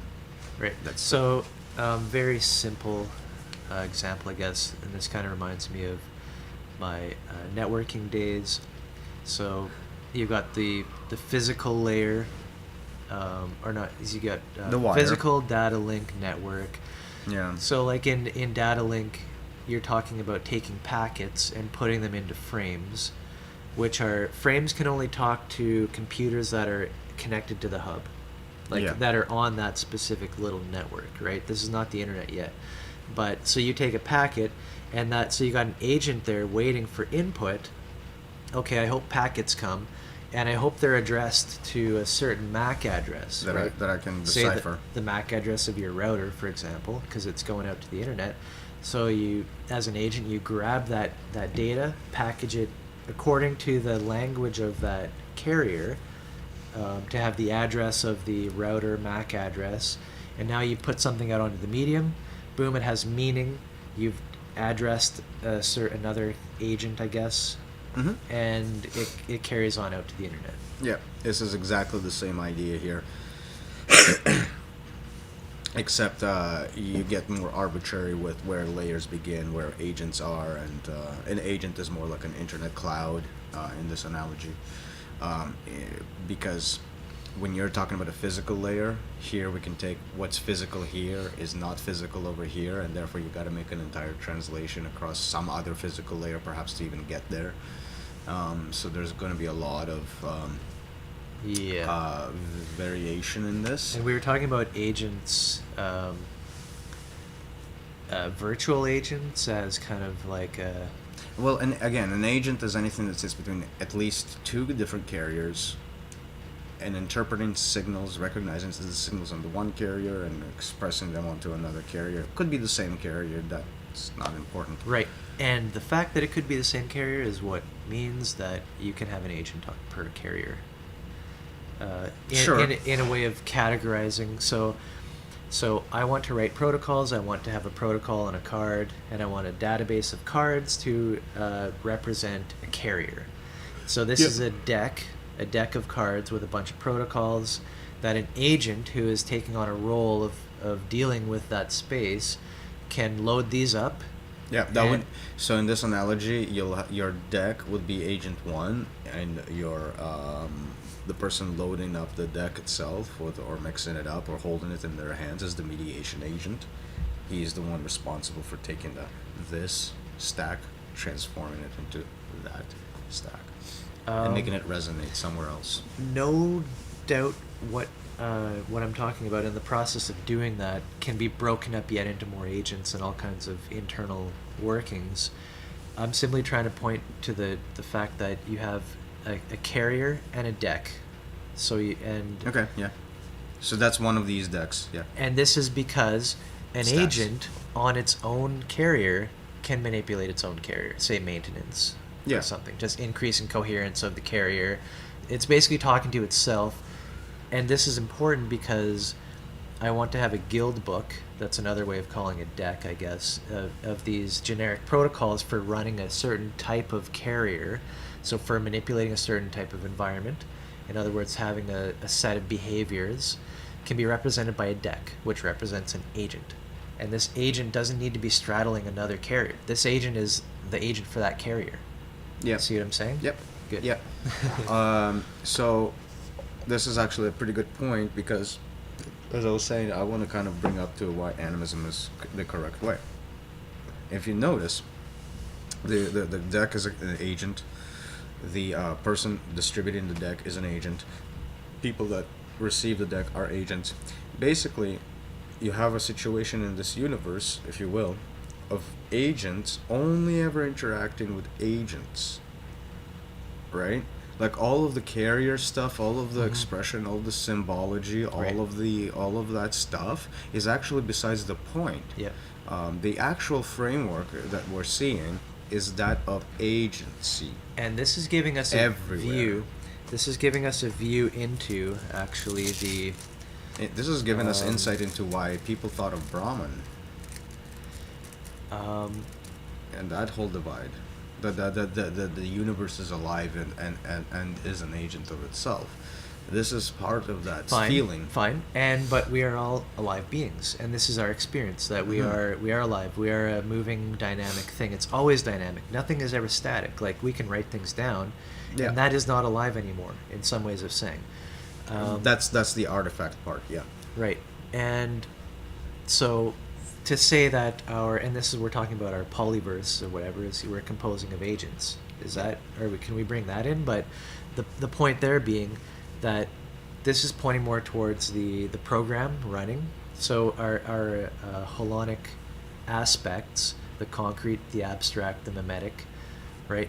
The agent is more towards mimetic in that it's set up to just be waiting for a dynamic between abstract and concrete. You point it at something, point this agent somewhere, and it's going to start doing in context the terrain. With the terrain is a combination. So it's going to bring some abstraction into a concreteness. Yes, the terrain is a combination. Which would be its interpretation of that terrain at the time. Right. So But this agent centricity is what I was referring to when I said animism is the correct way to approach it. Is in that Cool. everything that you are interacting with is actually an interaction through agency, and therefore has more to do with the way you interact with things than anything Right. being a mechanical system out So there. this makes it a complex adaptive system. Something like that is that through and through, yeah. that it's in context, in situation, it's running. It's an active. And so I guess the commentary there would be that the idea that life has no meaning is absolutely bullshit. While at the same time, What does that mean? While at the same time that life has a meaning is an utterly meaningless statement in and of itself too. So the Right. truth actually lies somewhere in the middle, and it is essentially not expressible outside of what we were basically just alluding Yeah. to. You can't find Mediation. a soundbite will never satisfy you. Agency, as according to like this understanding, agency would be something both very, very personal and extremely impersonal right at the same time. Damn. And so, them tribals guys knew it. But so I guess when things are much more simpler, maybe it's maybe easier to keep things under wraps, so to speak. Like with It's easier not to get ahead of yourself with those thoughts that destroy that intuition. when you can still have elders teaching the young. Then you maybe still have something To that effect. controllable on a social level. When some of the young get away and decide that if they own slaves, they can make a field with a bunch of shit and make alcohol and Party hardy. party hard, and you've just got a complete runaway. Like, Feast economy, basically. this is different. We're still in feast economy because look at what we do during any celebration. We can't even let it go. We have to feast. We have to feast. Feast. True story. Ask the cows how much they like it. I'm sure they do. Or turkeys. Turkeys on Christmas. Fine.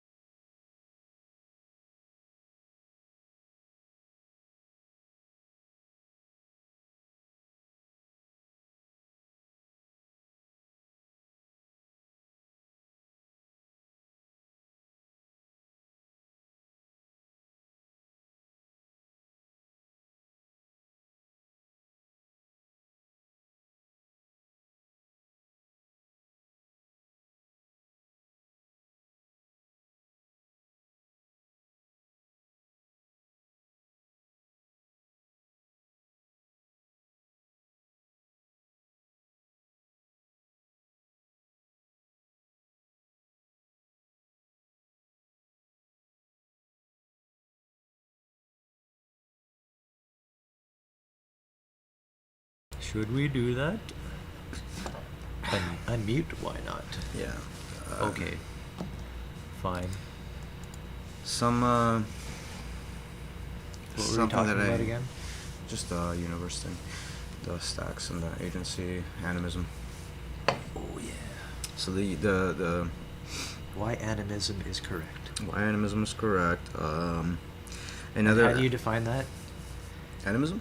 Yeah. Animism is the understanding that everything you're interacting with is essentially an agent of some sort of sentience, or something to Yeah. communicate with. Right. And so this Yeah. this brings to light as to why this would be a correct And so approach. we think, oh, those silly primitive tribals talking to a rock. Yeah, when in fact the most modern analysis of these things that can actually give us a viable, as you will call it, system of systems, points to the case being exactly correct, in terms of Right. this is the correct approach to everything. But not in a stupid way. No, but no. In a way, like we were talking about with drama, that you don't just talk to people as if they're a rock. No, there's like That and they're doing it completely wrong. It's like you talk to people as if the environment is alive, and that there's learning and adaptive agents all around you, yeah. and that everything can be their lessons learned and shared experience and all that. So the intuition of animism is absolutely correct. It has and this would be the case why that is correct. Beyond that, there's another point to be made, and that has to do with resonance and its synchronicity and its basic ability to break what we think of as causality. In other words, instead of being able to trace event A to event B to event C in the most linear, intuitive fashion that we're used to, certain events happen in a way that interact at the same time, and our ability to predict the outcome goes out the window. Right. Well, I was just thinking, not to mention heuristics. When you load heuristics into an agent, you don't know what event caused what. Right. This is part of the same quote unquote mystery, which isn't really, if we scale back our descriptions back to carriers, because the transformation between protocol, its symbolic representation being a coding, and its ability to be represented in other mediums as a different encoding, allows for information transfers that would normally not make any kind of sense within the carriers that we're discussing to begin with. Yeah. Because we're jumping different carriers, and because Well, meaning, we see that a lot. That and- seems obvious. and because meaning is actually transformed into each jump in a way that doesn't actually apply to the carriers above it. Like, just because you a lot of understand heuristics you are understand missed. the definitions of words, doesn't mean you're going to understand how they're all strung together by somebody. Right. So that's what makes it very difficult for somebody who is very dictionary oriented to understand a poet. Yeah. Because the usage of the words as a carrier, the little the language might look the same, but the coding is actually very different. The language is being used to encode something else entirely, not a dictionary transformation of words, which you can map Right. one to one, sure, but in a poem, if you try to do that, you're not going to get a lot of sense out of it. No. Of course, the alternative for some people is to say that poetry makes no sense, which I'm just going to say right now that is a very short-sighted understanding of anything. Why it's being written, you jerks. Well, apparently. Well, it's the same argument that some scientists make against philosophy. You have to justify your poem.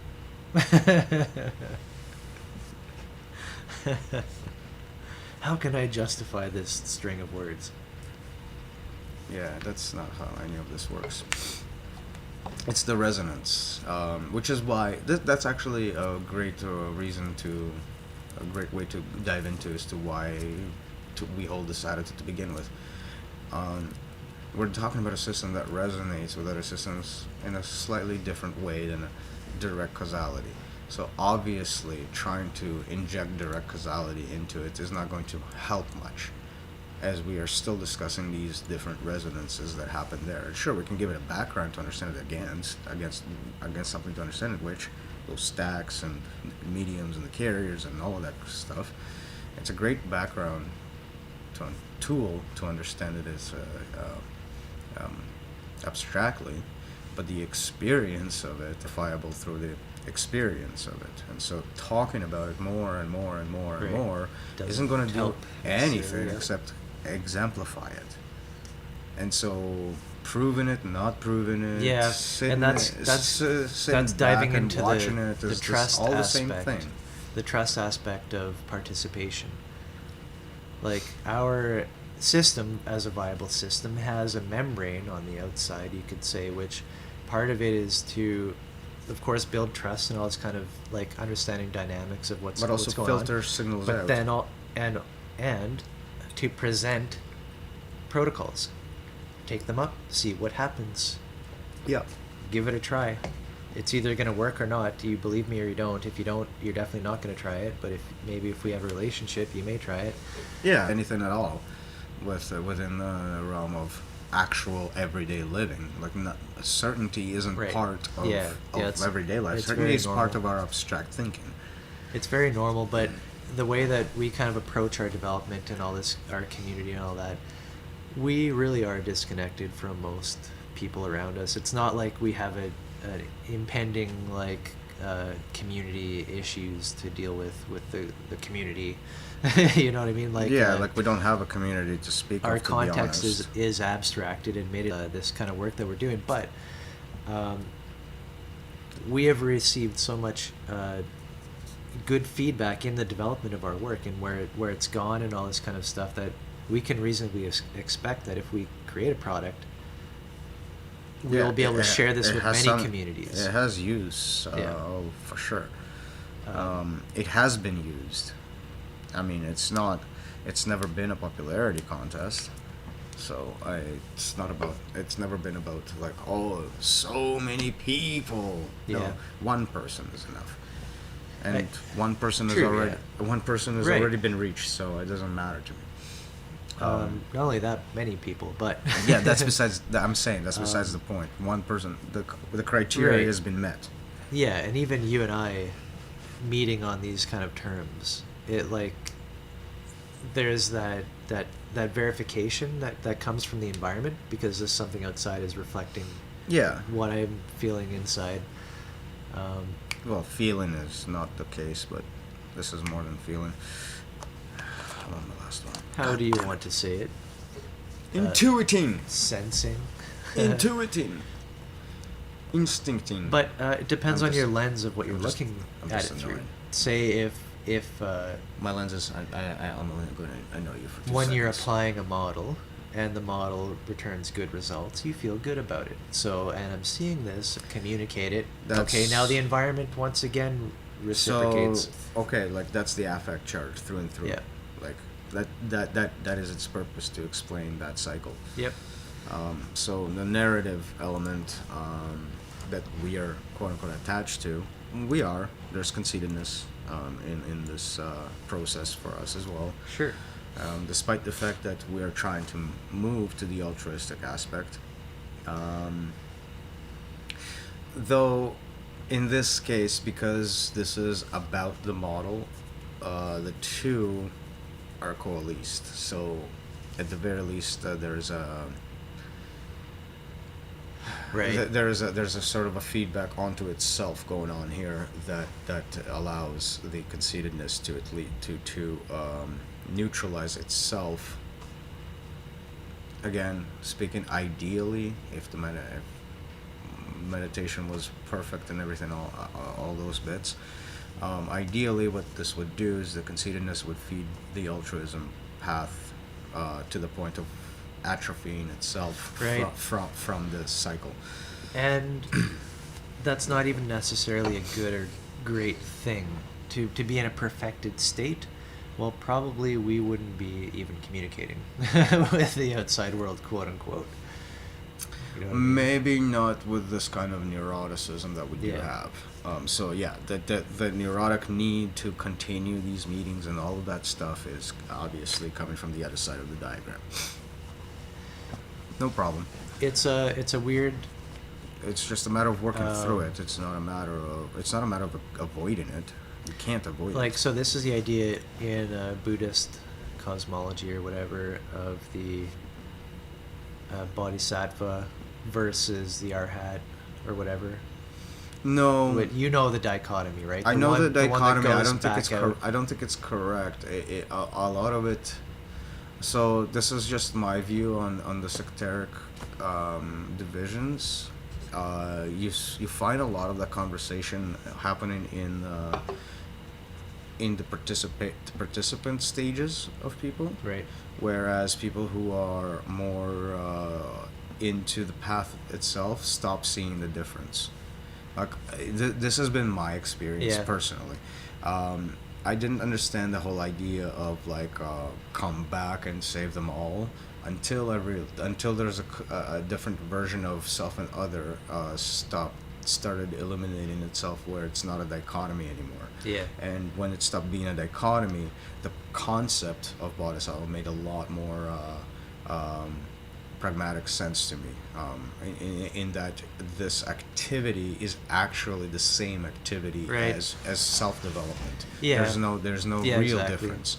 It's Yeah. just that the correct way of doing it creates that quote unquote difference. But the difference itself is in the framing of both who's observing and who is performing. So I always thought it was kind of an educational thing to show what it's like to fall off. In the case of into the hermit mode. So I think these kinds of philosophies, this is again my take, these kinds of philosophies were reactionary because the original version of Buddhism is excessively Can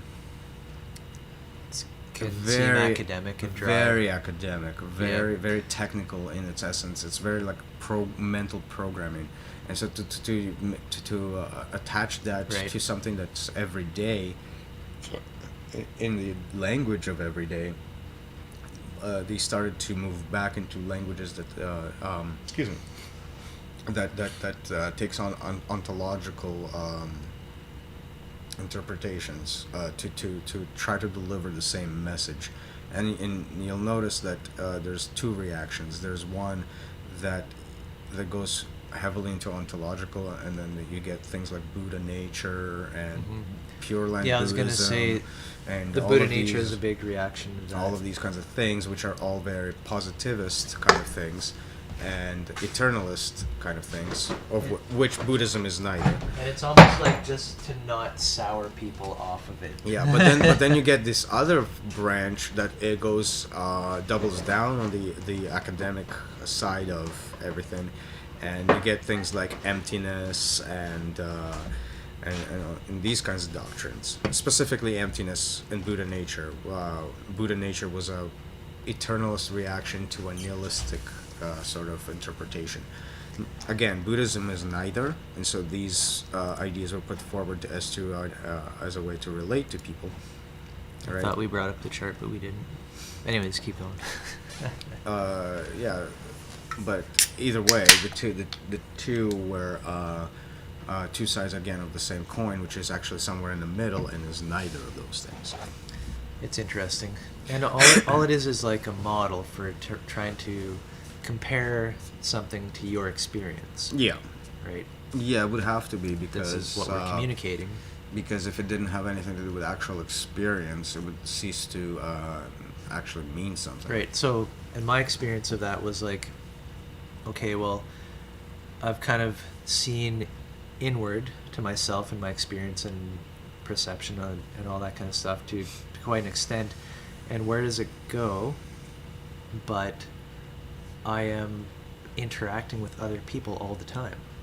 I can't stop it. I'm part of society. Mm-hmm. That is a part of me. Therefore, my thoughts. Okay, well, like you've experienced this dramatic rise in coherence of your own life and ability to navigate reality. Like that should be there should arise education. Right? Yeah, Between like people.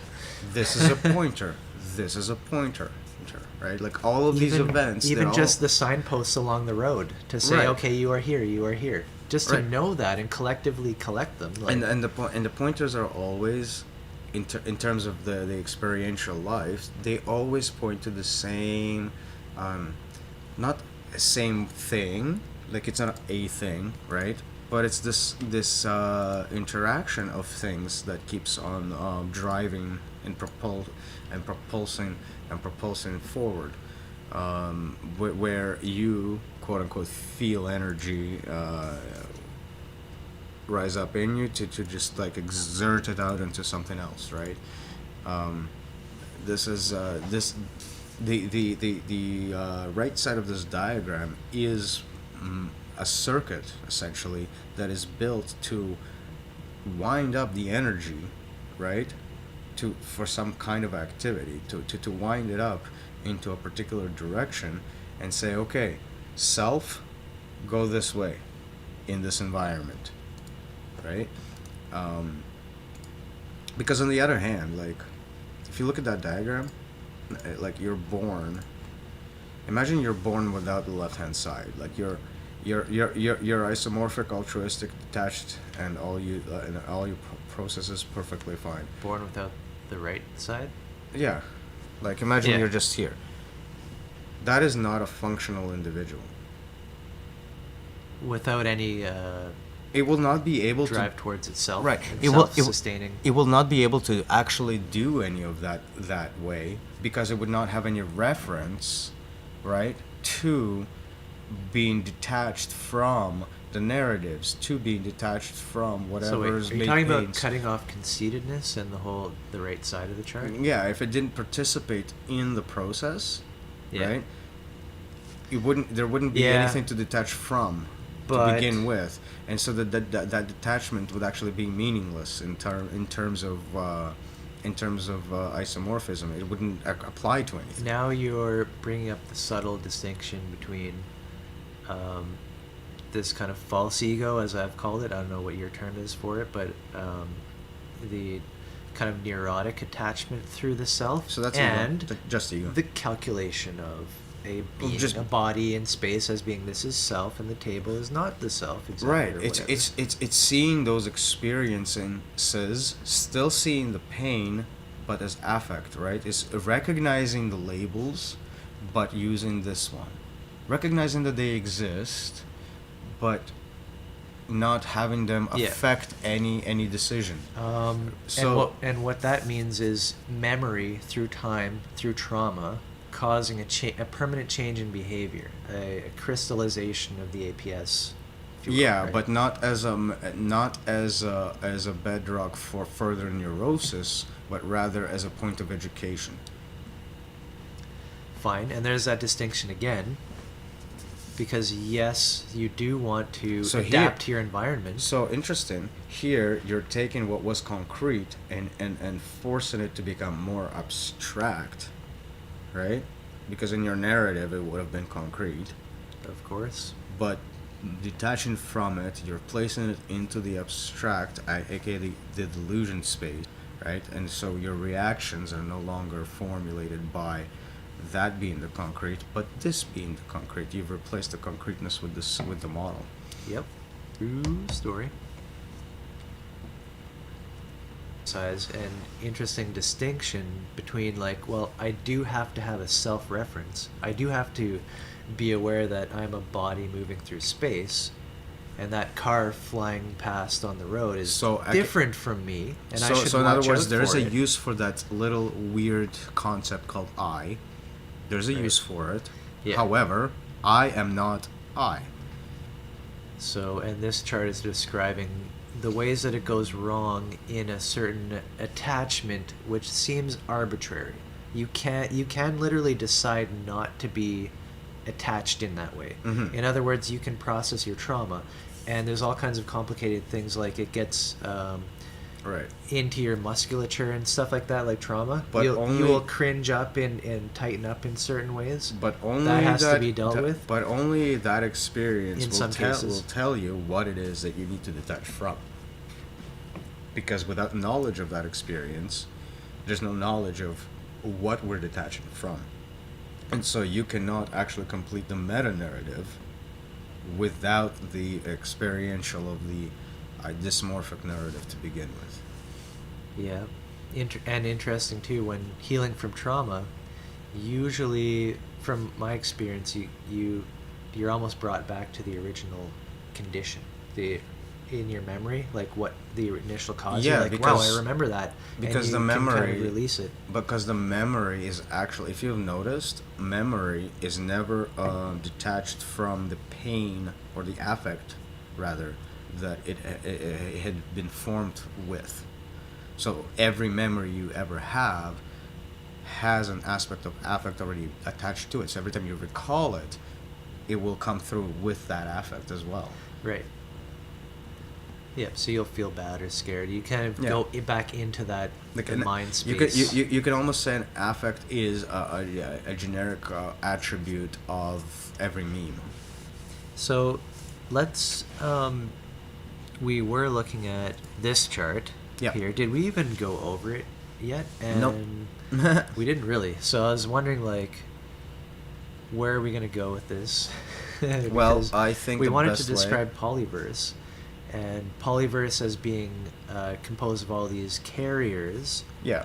So this is like a small little tiny snapshot that gives you an idea of how one agent may talk to another agent of a similar layer, right? So okay, let's back up a little bit. This example was derived from a specific idea, talking versus writing, right?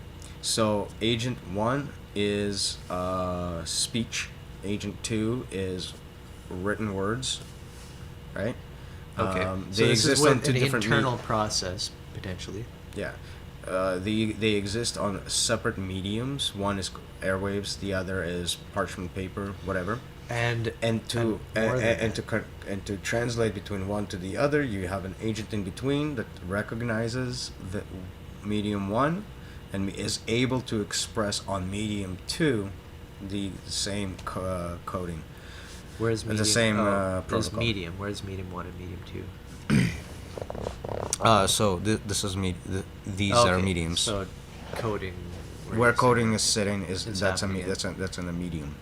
So the mediums are different, but the agent is able to speak to both carriers, right? Which represent those mediums. So the agent would be sitting between those two and carriers. we were talking about this now, like, we can also see this as 3 different agents. Yes, this is 3 different agents. Right.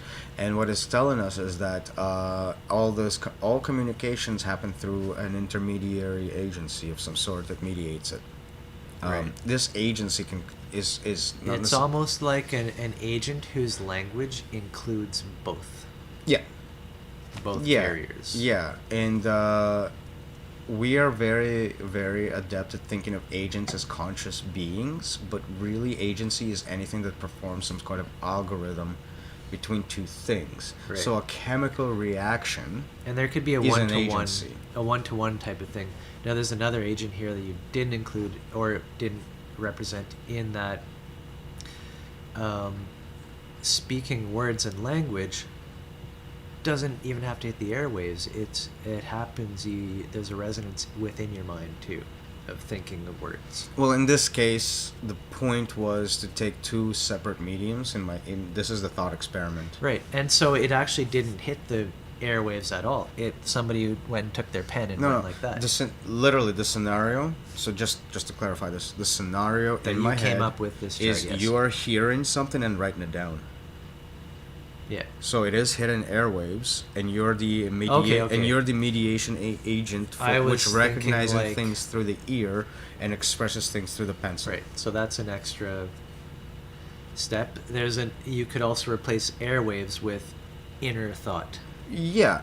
Right, So and it'd be once the same so thing. once you get into mediation agent, this scenario blows up inside of it many times over. What and scenario?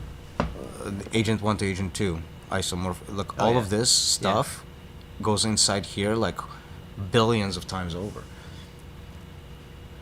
right? In a neural network, in the muscle network, and the Yeah. in the molecular networks. I mean, you still have to transform the air pressure into chemistry, chemistry into electrical signals back into chemistry, a billion times over, and then muscles contract, and all of a sudden you get fine-tuned movements. So Yeah. so the mediation agent is actually a big ass cloud of this process happening And- recursively over Yeah, and over again. so you're kind of pointing to this isn't just about the most significant surface level of experience of this agency of, oh, I'm listening to something and I am writing it down, Mhm. but That's just the easiest analogy. even between nerve comes in to twitch your muscle. That there's Yeah, yeah. mediation agency going on between there. Exactly. So a chemical reaction will act as a mediation agent.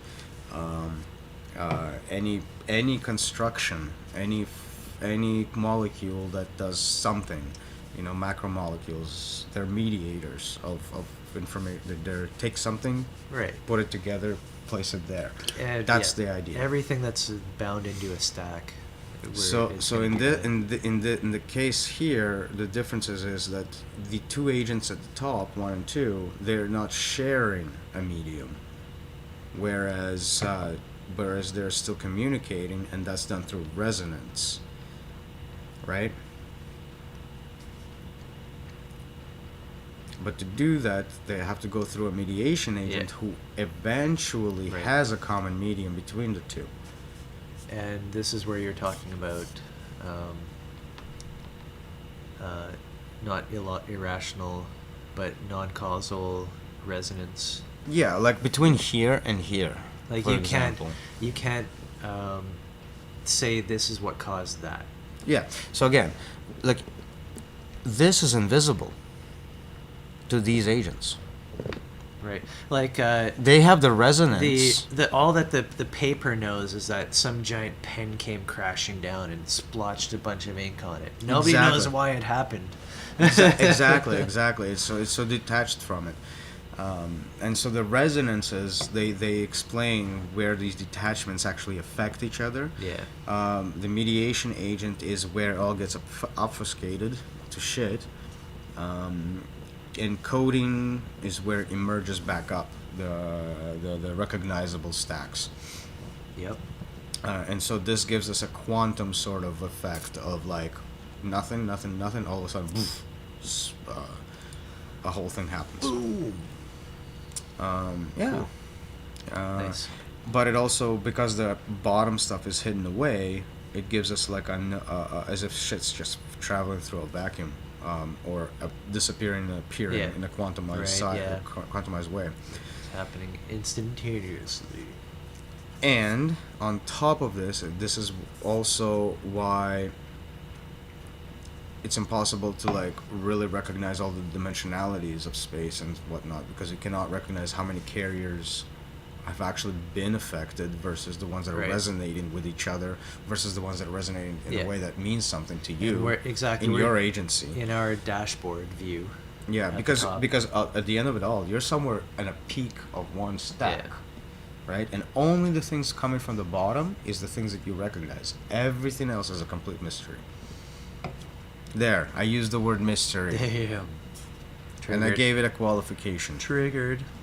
No, I gave it a qualification that isn't triggering to me. Everything below that agency stack that you don't see, all of that middle agency stuff, is quote unquote the mystery, but it's not a mystery.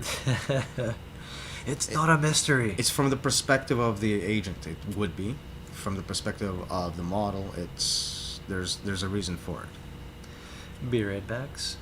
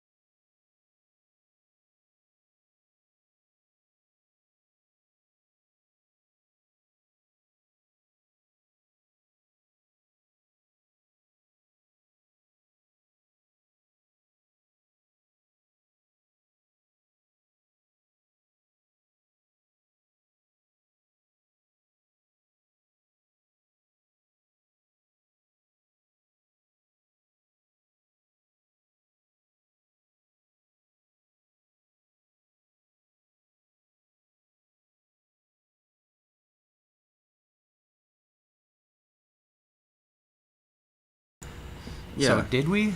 Did we? Yes, we did. Did we describe multiverse/polyverse? So we described the stacks and their communication with each other. So to take that idea into the entire multiverse perspective is we have to introduce number as being the quote-unquote most basic alphabet of communication. So is this the yin and the yang of the polyverse? Is the the alphanumeric? The alphanumer. It's basically the tension between the number and the word.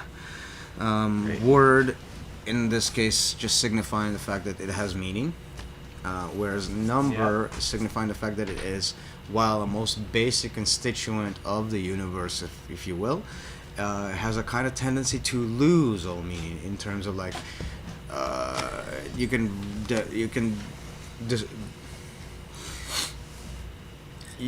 reduce everything to numbers to the point of where you just have numbers and it's just numbers, and so nothing else means anything. What are we really saying when we say that something is a number? We have one of something. In other words, at its most basic sense, it exists. Yeah. Right? This is the chaos. And then when we say we have two numbers, we say that there's a difference between that this existence and that existence, and this gives us the platform for to say what. So these are the two. So these are the symbols that we are given, an arbitrary symbolic representation to the fact that a thing changed into something, it changed again.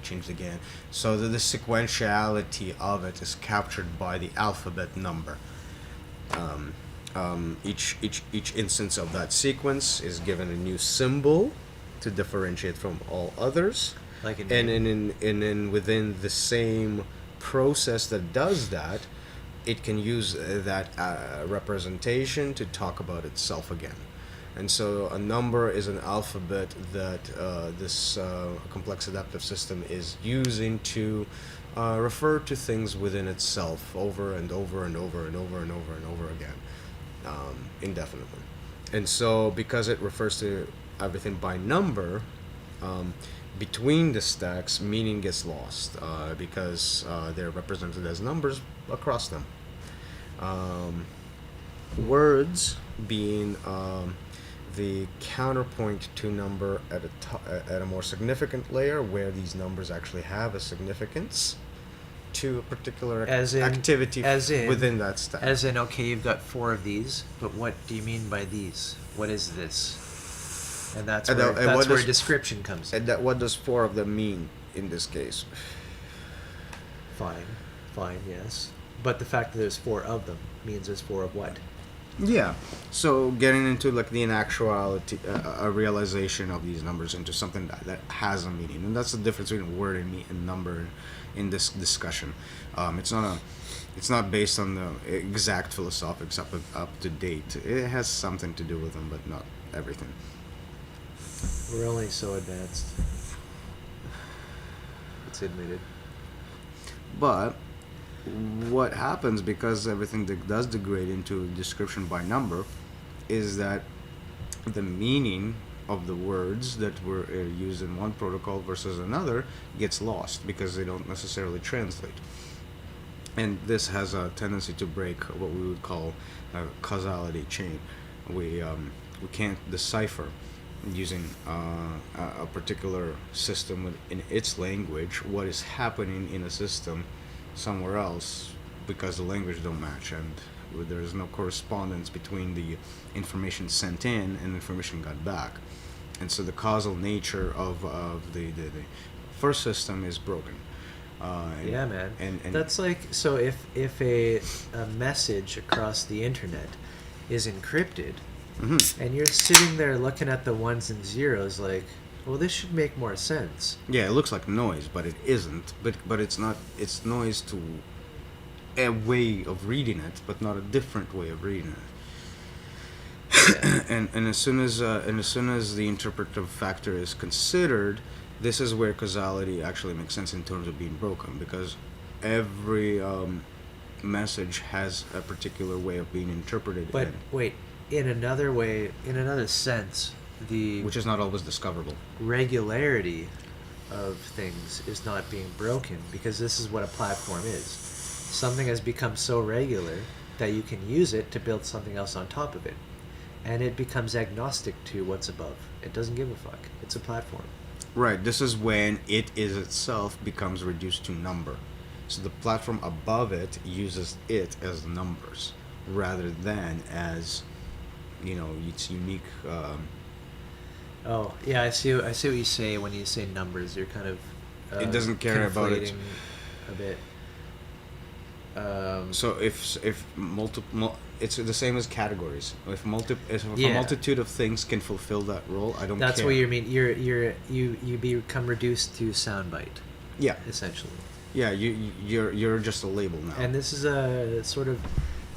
It seems like domination of the universe, almost, of reality, control. This is control. It's cybernetics. But it's also its mechanics. It doesn't have to be a bad thing. Like, we do want to have control of our environment. So this is cybernetics.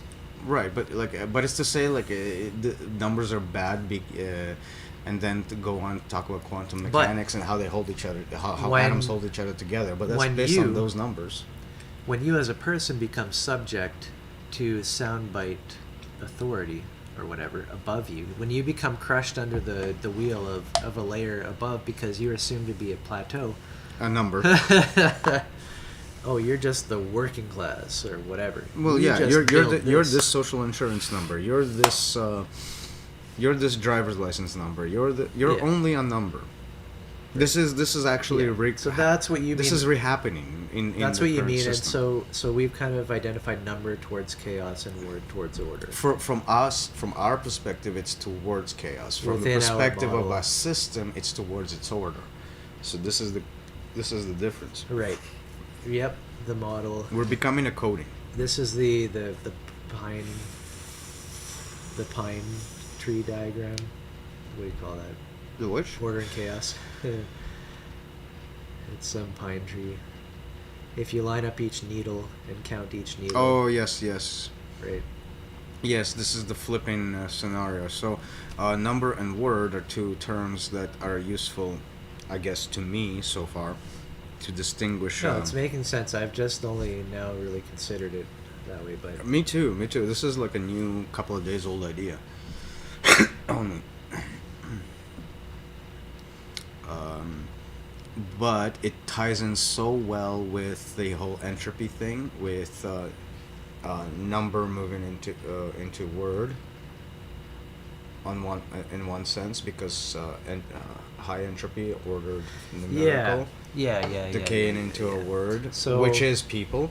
But at the same time, you see a different phenomenon of people decaying into number. When you're saying number, we've been using soundbite as what it decays into, Yeah. right? So like, let's try to keep that clear, because it's hard for Like I said, it's a new idea that's only a couple of days old. I haven't gotten to a point where I'm. I'm actually Formulating pointing it out maybe like properly. a vulnerability of it, I guess, is that you can't just say it goes to number, but it sound bitifies, and through through that categorical interpretation, you get the numbering. The wording actually is coming from the videos I've been watching. Look, the philosophy of numbers and all that crap. Oh, I didn't know that. What video? Oh yeah. No, I Are you posted gonna, a bunch are of you them. gonna plug some I posted a bunch of them on. in the lobby? Yeah. The philosophy of numbers is like really the. Oh, that's cool. I wasn't. No, not It's there. I don't know how long it is. Forget now. It's interesting in that it's the same discussion over eons again. Like, is it a real object out there? Yes, Plato. Welcome back.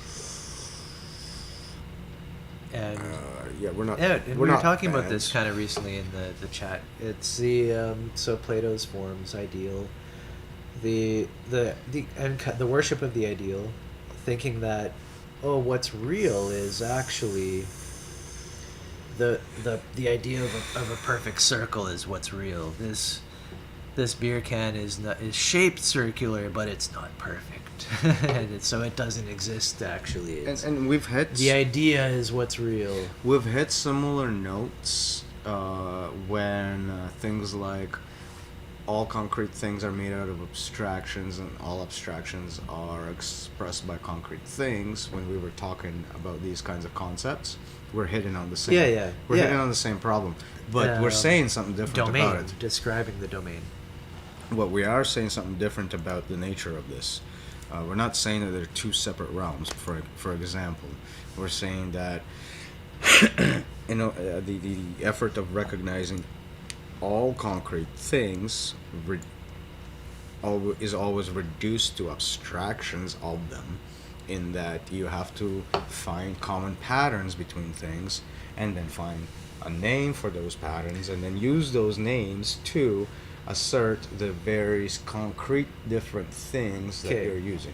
There's something really cool here, which is a development of the card game I've been working on, which is refactoring, and that it should be a natural thing, and that always your cards should be describing the actual guild and the context and the situation itself. Don't start off with abstractions.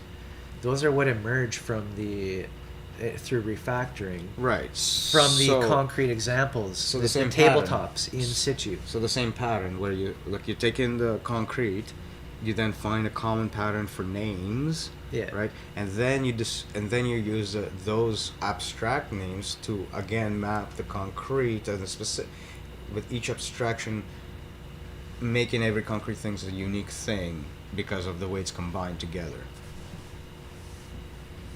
Right? So so that means your abstract space has to have enough tools within its framework to recreate every single concrete thing out there using the same tools. Does that make sense? No, I don't know what you mean by the abstract thing. Recreating. Okay, we'll go back to carriers. You have to condense the number of symbols you have into a small you're talking set. about expansion and contraction, creation of the symbol set, and then expansion. And then expanding it back grammar, into the grammar and the explosion of what's possible. Yeah, so you're taking in a scene. Every single point in that scene is completely unique to itself, right? However, you have to be able to say, okay, these things have something in common, so I can use a name to call them all this. And then I can say these things have this in common, this in common. Then all of these different commonalities, I take an instance in the scene, I take a particular combination of commonalities, and then that's unique. That spot over there, I take a different commonality description, and that gives it that uniqueness. I feel like you're trying to describe how to articulate situations into one unique thing. But I'm not completely following. And so it's a way to articulate something that is completely unique everywhere, in a way that in a language that does not require uniqueness to address every single aspect. Exactly. Yeah. Generalizing. Yeah. Like so you're talking about refactoring, noticing something among multiple cases, and refactoring that into a commonality, and then just pointing to that commonality whenever. And so you'll notice that the reality of this function is just a carrier rather than anything else. It doesn't have to exist outside of the concept of carrier. Right. Well, yeah. That's the. And why this is our polyverse. This is what makes up our polyverse. Right, and so this is to speak back to This is what describes everything, literally. That's what a polyverse is. This is to speak to the idea of forms, the idea of ideals, and to discredit it entirely.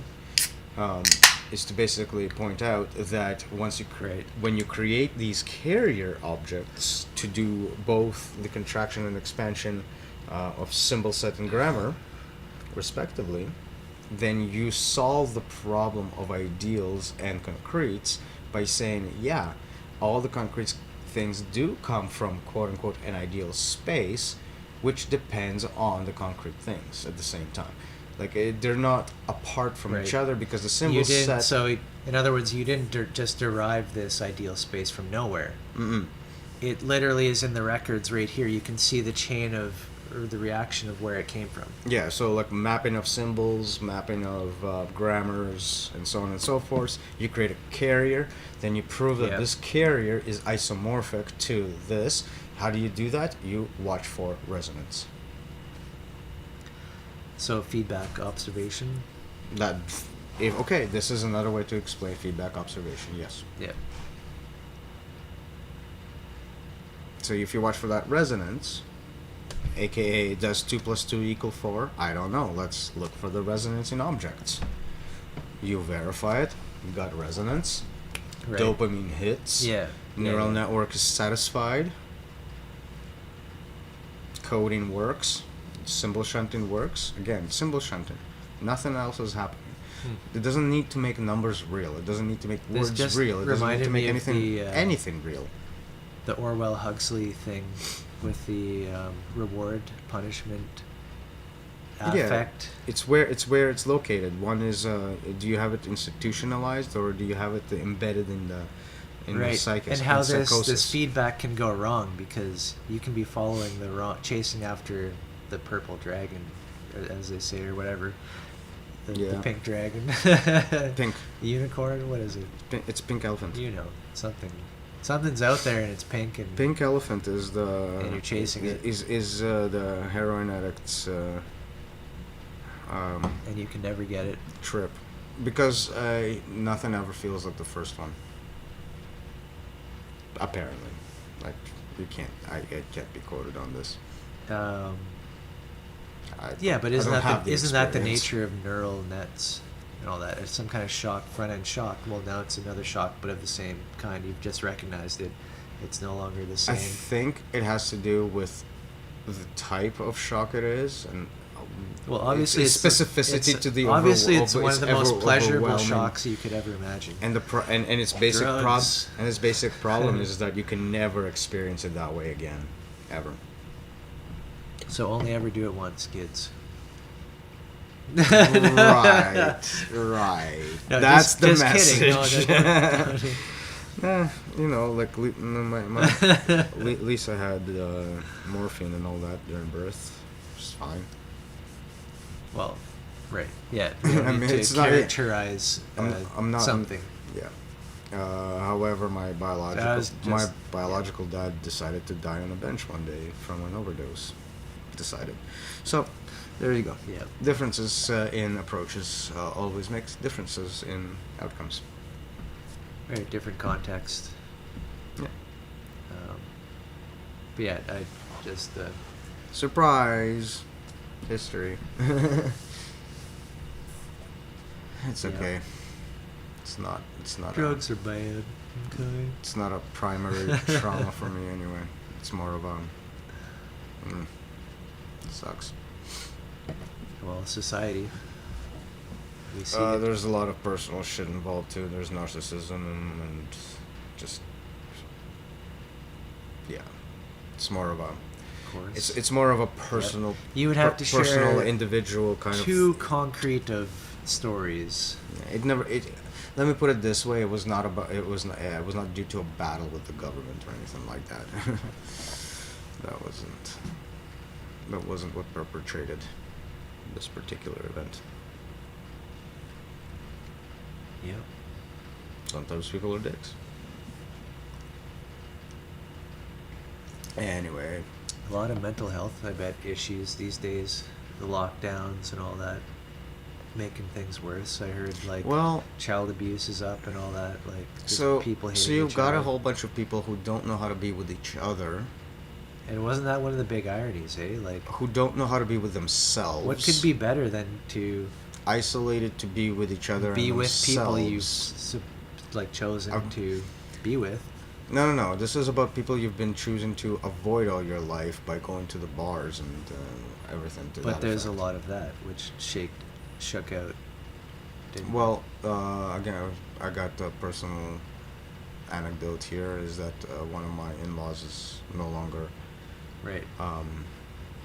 in a matrimonial setting. Unfortunate, but they've realized it through this experience. Right, and which could happen at any time. Yeah. But this kind of, I think, accelerated and just put people who had something maybe wasn't great. If you're forced to live literally not working, like that's a major schedule change and like time Yeah. rearrangement. I mean, my experience here, I mean, I'm not to brag, but Are you essential? my wife is. Oh, she is. Okay, but you're not essential.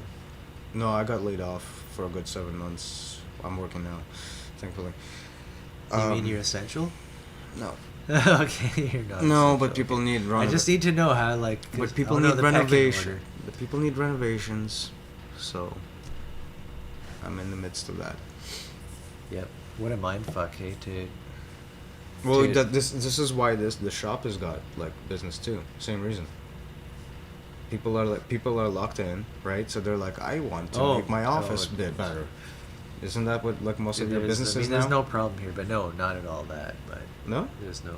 That's surprising. It's because the rich get richer. That's why. So there's that, but like a lot of the business my company is coming from is because they connect individuals that need housework with people that do it. It's basically a catalog. So people are locked in, and they're like, I need my home office that's one of the first set things up. I heard about. Well, not only that, but just, oh, I'm stuck at home. I have nothing to do. So what else? Renovate. Renovations. Yeah, no, Just keep yourself busy. So this is what we're flying It's on a right work now. you're investing in. Like that's the idea. If you're doing good work, you're investing in your So, property. I guess my essentialism is derived from this phenomenon. Beyond that, like the only thing I can really brag about is that I've worked diligently on the marriage itself because of similar drives, so to speak, to like resolve problem, like Yeah. my own neurosis, if you will. Well, it's not Uh, a neurosis to want to like fix No, no. things around you and To heal. want to resolve my own neuroses that are recognized way back when, right? Like when I started to do Buddhism and just in Man, yeah. in general. Like, all have we of been that. through like a time? All my records are online, like YouTube. Look at this very channel. Go back 6 years Oh, it's to my hilarious. prepping I days. do. Sometimes it's funny. I'll teach you a lesson about being prepared.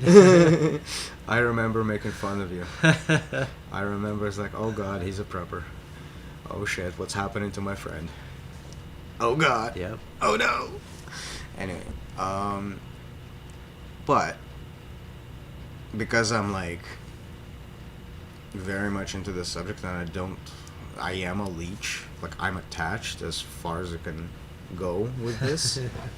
Just loving it. It has had the different kinds of fruits over the its timeline. Yeah, I'll admit I'm loving it too, man.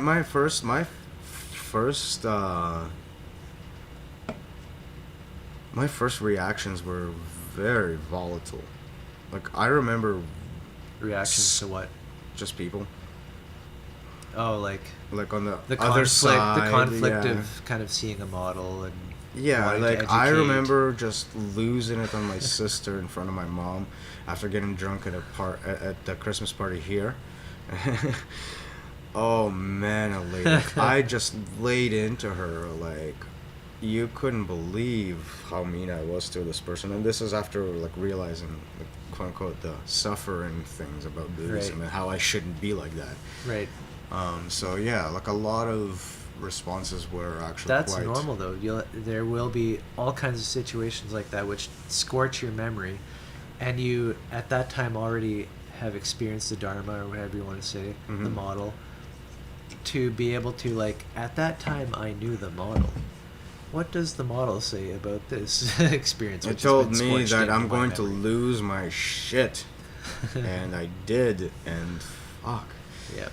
And I needed to, and then I needed to again, and then I needed to again, and eventually it came out that it was shit that's being released from tension that'd been built years prior to.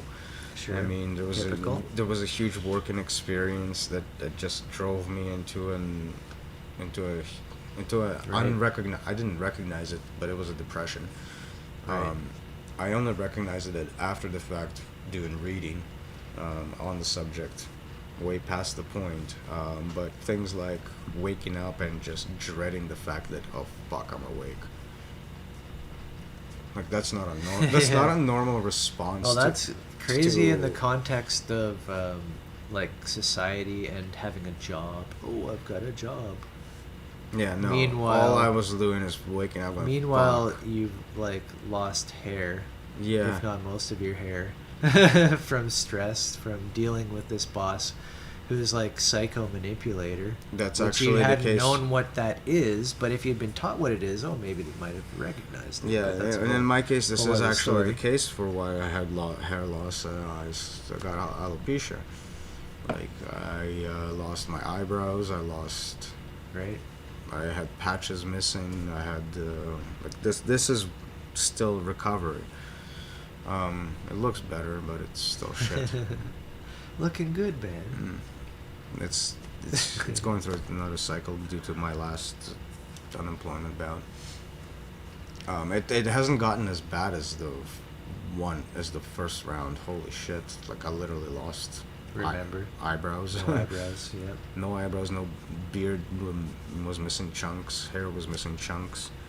Yeah, it's Body- crazy how body like hair the gone. mind, like just thinking of like sometimes we can think of bad situations in our life, and like it's like your hair stands up, or you feel this like feeling on your legs or something like. Well, yeah, when your system is full of cortisol for years. And those, your mind can get an imprint of this and just fucking roll with it, yeah. just constantly. Yeah, right? it habituates And into disintegrate itself. It habituates into the thought process. That's the nitty gritty of the APS. Yeah. Actually, that's Yeah. if we want resolutions, APS becomes really important.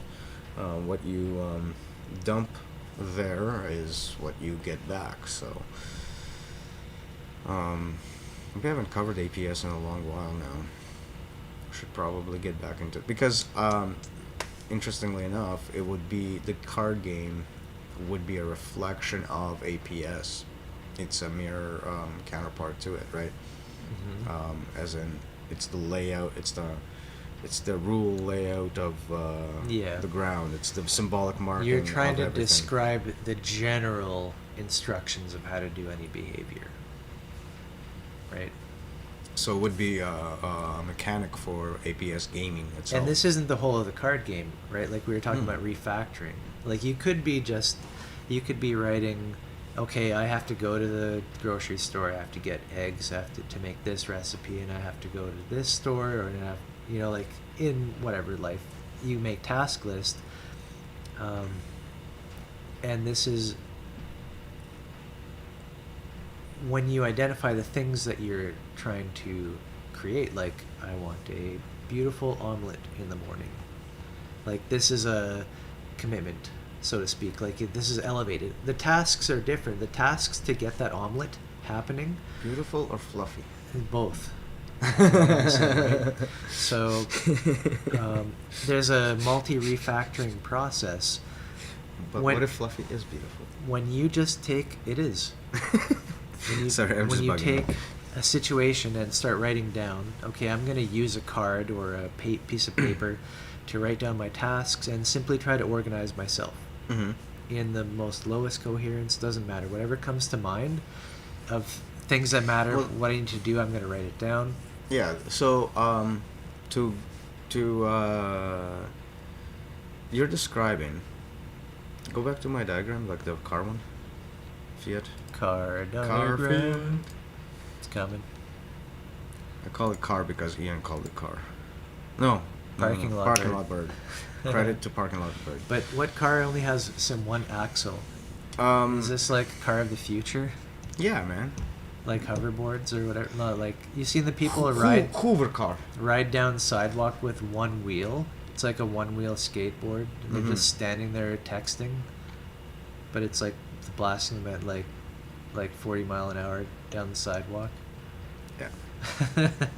What were we talking about? Car diagram with Okay. one axle. No, before that. What led into this? You threw me off my track, man. It's, tip of the tongue. You were describing the card game mediums. Okay, so what I wanted to bring up is that if you're looking at this diagram and you're talking about your card game and whatnot, and laying it on a mapping and so on and so forth, right? We're talking about Yep. like Agent 1 trying to produce Agent 2. So you are an agent, right? Right. You want someone to receive that message. Right, and so you're using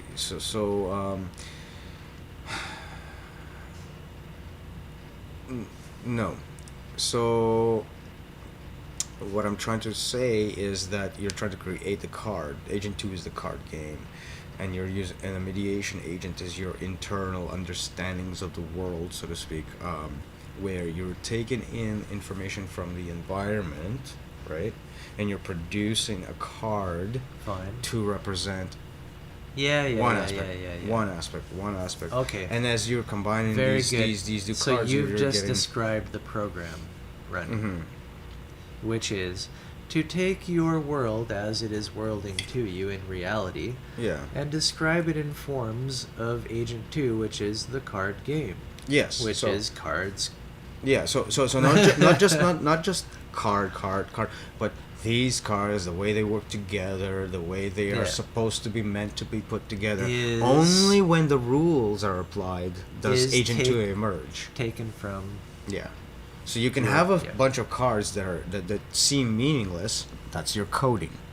But as soon as you decode them using a protocol, right? As soon as you decode them and apply the protocol to what you got, a specific way of reading it, Yep. Agent 2 emerges.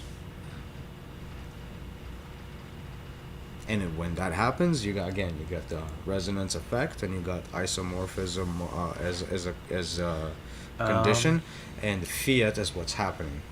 And there's that funny case that we kept bringing up where the agent is... But sometimes, Yeah. if you try to write something into, if you try to create Agent 2, the platform you're using for coding just crumples, and that's when you get dysmorphism. Fine, right? But where Agent 2 is Agent 1, and it's just Agent 1 tidying up a carrier. So, Through internal so the processes. best way to look at that is when you're talking to yourself. Right. So if basically Agent 1 and Agent 2 is you say to yourself a sentence, interpret what you said to yourself, its meaning, and then try to reply to that. That's Agent 2. Right. Interpreting what Agent Interesting. 1 said.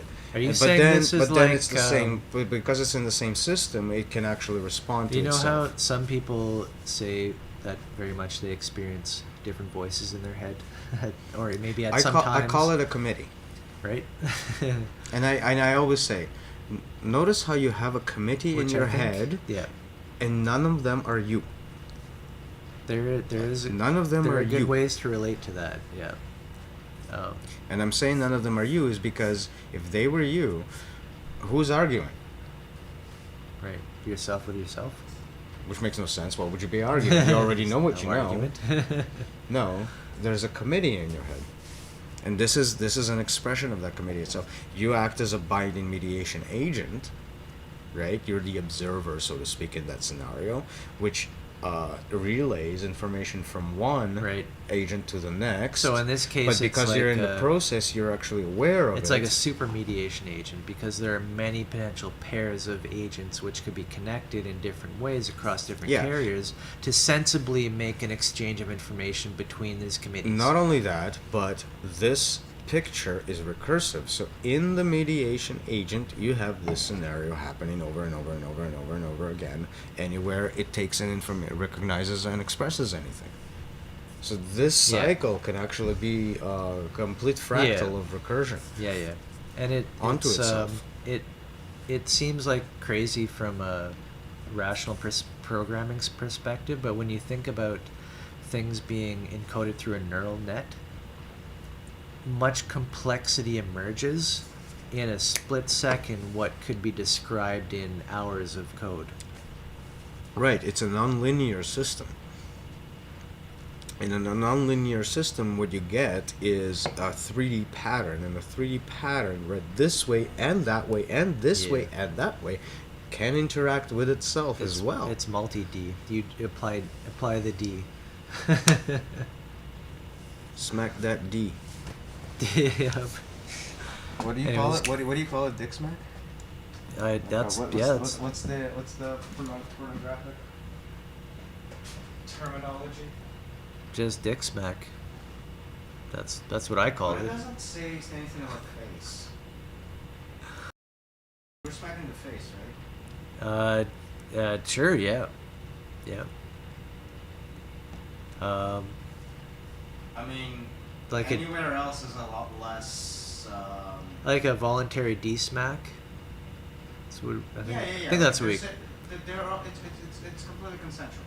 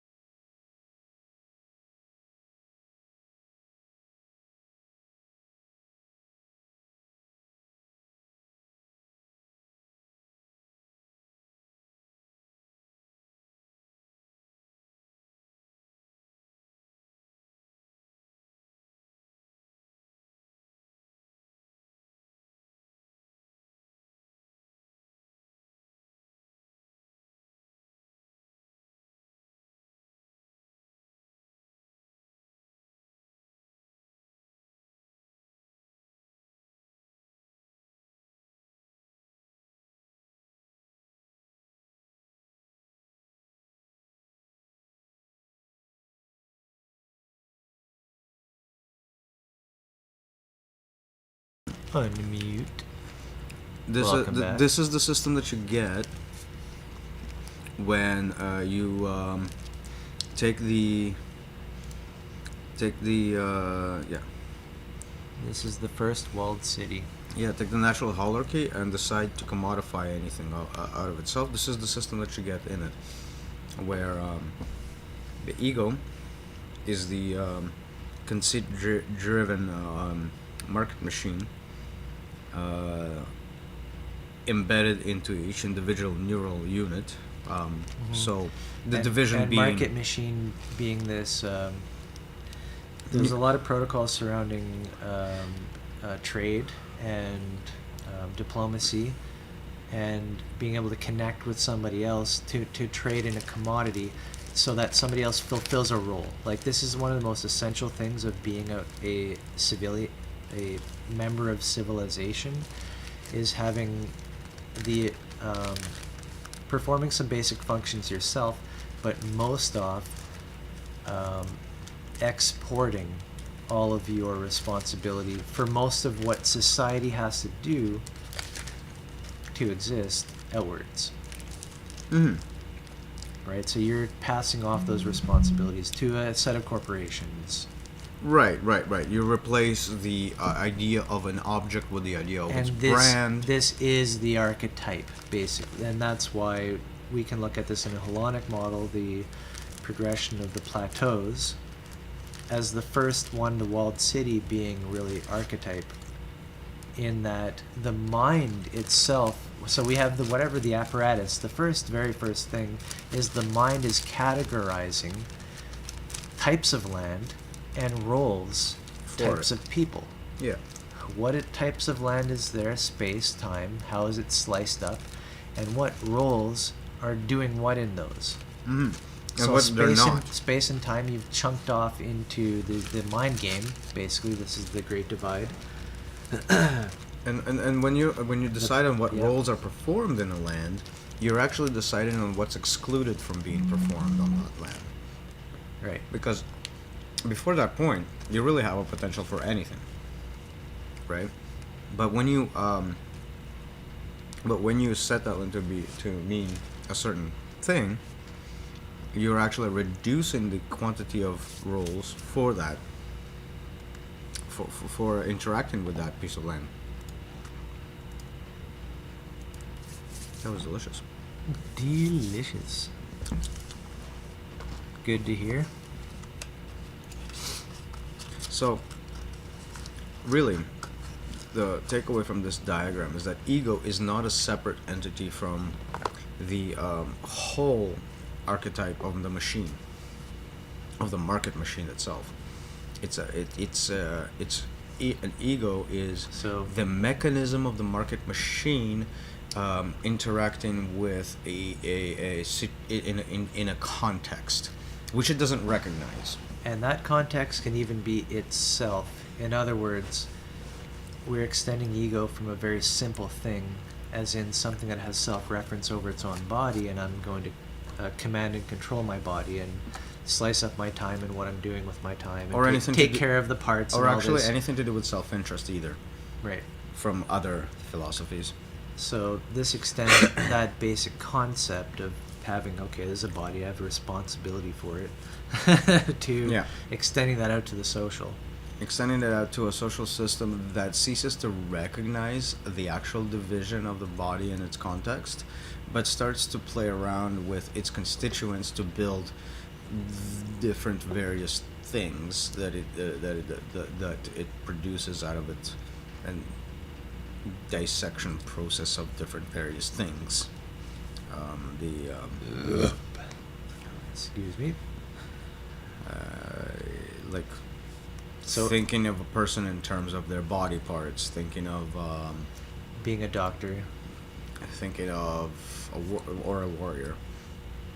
or a warrior, see? Doctors and warriors it's a very- are it's a 2 points of the same thing. Similar niche, right? Yeah, Aren't they? very much. The best killers are doctors. Like, they know what to do.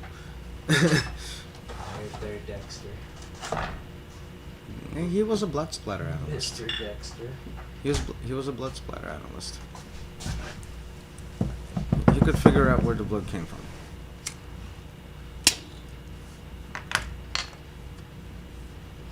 But yeah, the idea of the ego is to represent the system within an individual neural unit. At which point it will feel as if it's different from any other neural unit. That's the ego fighting ego competition. Mirage, as the ego is actually the same in every single person.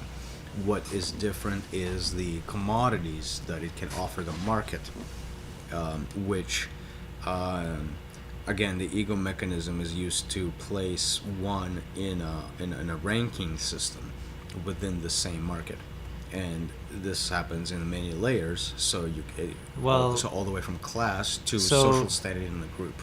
You just evoked like currency, I think, basically. Oh, like yeah. having a bank account, and this is how you're ranking. Stuff like that's how you're ranking, or what you can offer, but it's been abstracted to currency, basically. There's a reason for evoking the currency argument there, and this has to do with the idea with word and number.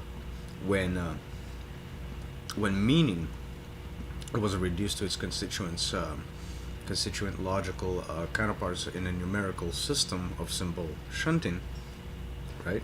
When you take your cheeseburger, that's $5. right, when you is start to $5. make these kinds of comparisons of object to number situations, and then you start to deal with just the number part,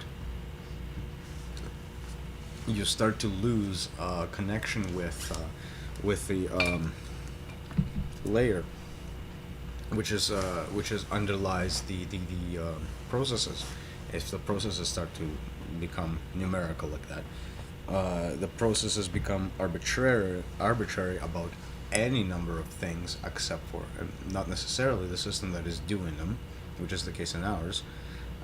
So we calculate a whole bunch of different things that mean nothing to us, as an example. Right. And so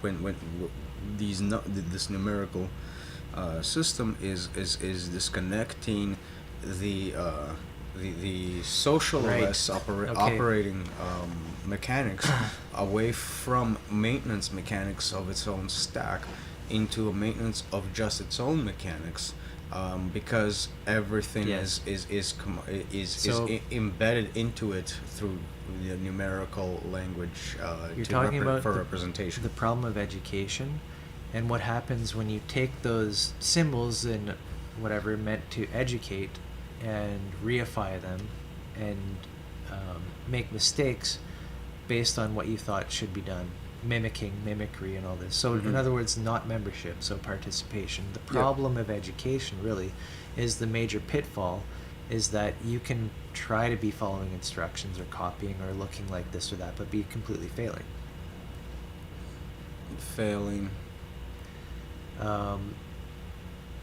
What do you mean by failing? So expressing participation, in other words, having to not expressing marks of membership, and inexplicably just seeming to follow instructions but not be grasping in membership, not grasping what the instructions are representing. So that's the other part to it, is that you're taking this symbology in terms of currency. So this is when you transform words into currency and you try to play mind games with symbolics. Ideology being philosophy being the other, logic being the main, logic, mathematics being the main ones, where you start to play with the symbology, but you never really connect it back to anything actually real. An interesting thing about mathematics is that they only consider problems interesting if they are mathematicals, but not physical. Should tell you something about the mindset that evolves out of symbolic training, that disregards meaning connected in context and yeah, situation. yeah, so- Isn't mental masturbation an interesting charge? Yeah, one I'm guilty of myself, obviously. Fine. Well, you don't get to these stages without some, I don't think. Nope. But it does point to the fact that it's becomes circular. If you start going Right. these routes, you actually have mathematicians telling you specifically that, symbolically speaking, the representations of any kind of system become inconsistent. Godel. Yeah, Go either down. inconsistent or incomplete. So you're kind of stuck in a world of Yeah. you're dealing with this mystery one We way or will the never other. find this ideal system which perfectly describes everything. No, including the thing ideal to point system. out about Gödel specifically is that he is saying in a very uncertain, very certain terms that in a mathematical system that is complex enough, its incompletion variant speaks to the fact that there will be another layer above it to talk about itself. Because the sentences from that layer, while are not derived from it, appear true in that layer regardless. Right. Yeah. So you- the statements being made about the system, while are not made by the system, are still true to the system itself as it's processing them. So this injection of truth from the next layer up is the Gödel's insight. It seems like you've really jumped a horizon above Yeah. what the underlying layer can understand. This speaks a lot about. Like, this is my personal intuition here. Like, so I'm not able to assert this any further than a couple Right. words. Have at her. But that idea of, like in convergent evolution, there's only a few spots to jump into in a body shape, for example, like how a bunch of different species Okay, became yeah, alligator-like, a whole bunch of species became fish-like, a whole bunch of species became giraffe-like, a whole bunch of species became choose your shape. There's a lemur. There's actually an extinct lemur that also evolved into a body shape of the ape. So lemurs and monkeys separated a long time ago. The monkey developed into an ape, and the lemur developed into an ape. Their lineage is extinct, unfortunately. But like, what does that tell us about the evolution of the great ape itself, right? Like, that body shape is also convergent. Like, we have examples of that. Well, how many? And then there's How many hominids. four-legged things do we have? How many finned things do we have? Well, that's what I'm saying. Like, the How many fin- wings? do different we have no out there? pterodactyls, bats, and birds. The pterodactyls, which were not dinosaurs but a winged lizard type thing, and the bat have more in common in their wing shape, for example, than the bird has. Just which bones went where. The bird with what? The bird. Oh, like bat to So pterodactyl. so the bird has its like kind Yeah. of like a thing here. Bat So the has bat, its the bat has fingers spread occupied out. historical niches which resembled what was Pterodactyl. advantageous for that type of. Yeah, the bat living. resembles the pterodactyl more Right. than it does the And bird. somewhere birds converged off and flew off to the skies. Well, the birds are dinosaurs. They converge from dinosaurs. Oh, pterodactyl is not a Pterodactyls are dinosaur. dinosaurs. No, it diverged way before that. Oh, I see what you're saying. Yeah, cool. But Fine. the dinosaur and the mammal lineage are closer together, I think. I don't actually know this. Do bats have hollow bones? No, Fuck them, man. I don't know. If they actually. don't? I don't actually know. No idea. 'Cause I would think that would completely This- destroy a species if you're flying but not hollow boned. It's As talking about possible. niches, right? Sorry, I don't mean to react against bats. No, or it's anything, possible, no but offense. we don't know. Like, I don't know. Like, it's worth looking into. We should just find out. Yeah. Somebody in chat out there, Do tell, it. Tell Do us it. the answer. But yeah, like, so my point to that was the convergent evolution and the What was the other point we were making before we went to the convergent evolution? We were talking about ego system.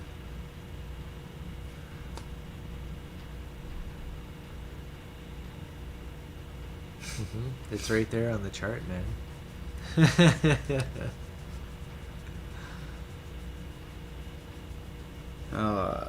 It had something to do with the tips converging together. I forget what it was. Well, niches. Yeah. Yep. Which the market machine is also subject to, which is why it tends to divide And the I think egos up into different in a roles. niche, you're speaking common language, kind of. Isn't that the interesting part? In a niche, what you get is multilingual society. Because what you're Yeah, of getting, course, yeah, you have you're, to, you're, yeah. you, a niche is That's the defined. definition of it. Yeah, a Okay, niche yeah. is defined by having all of these different carriers, right?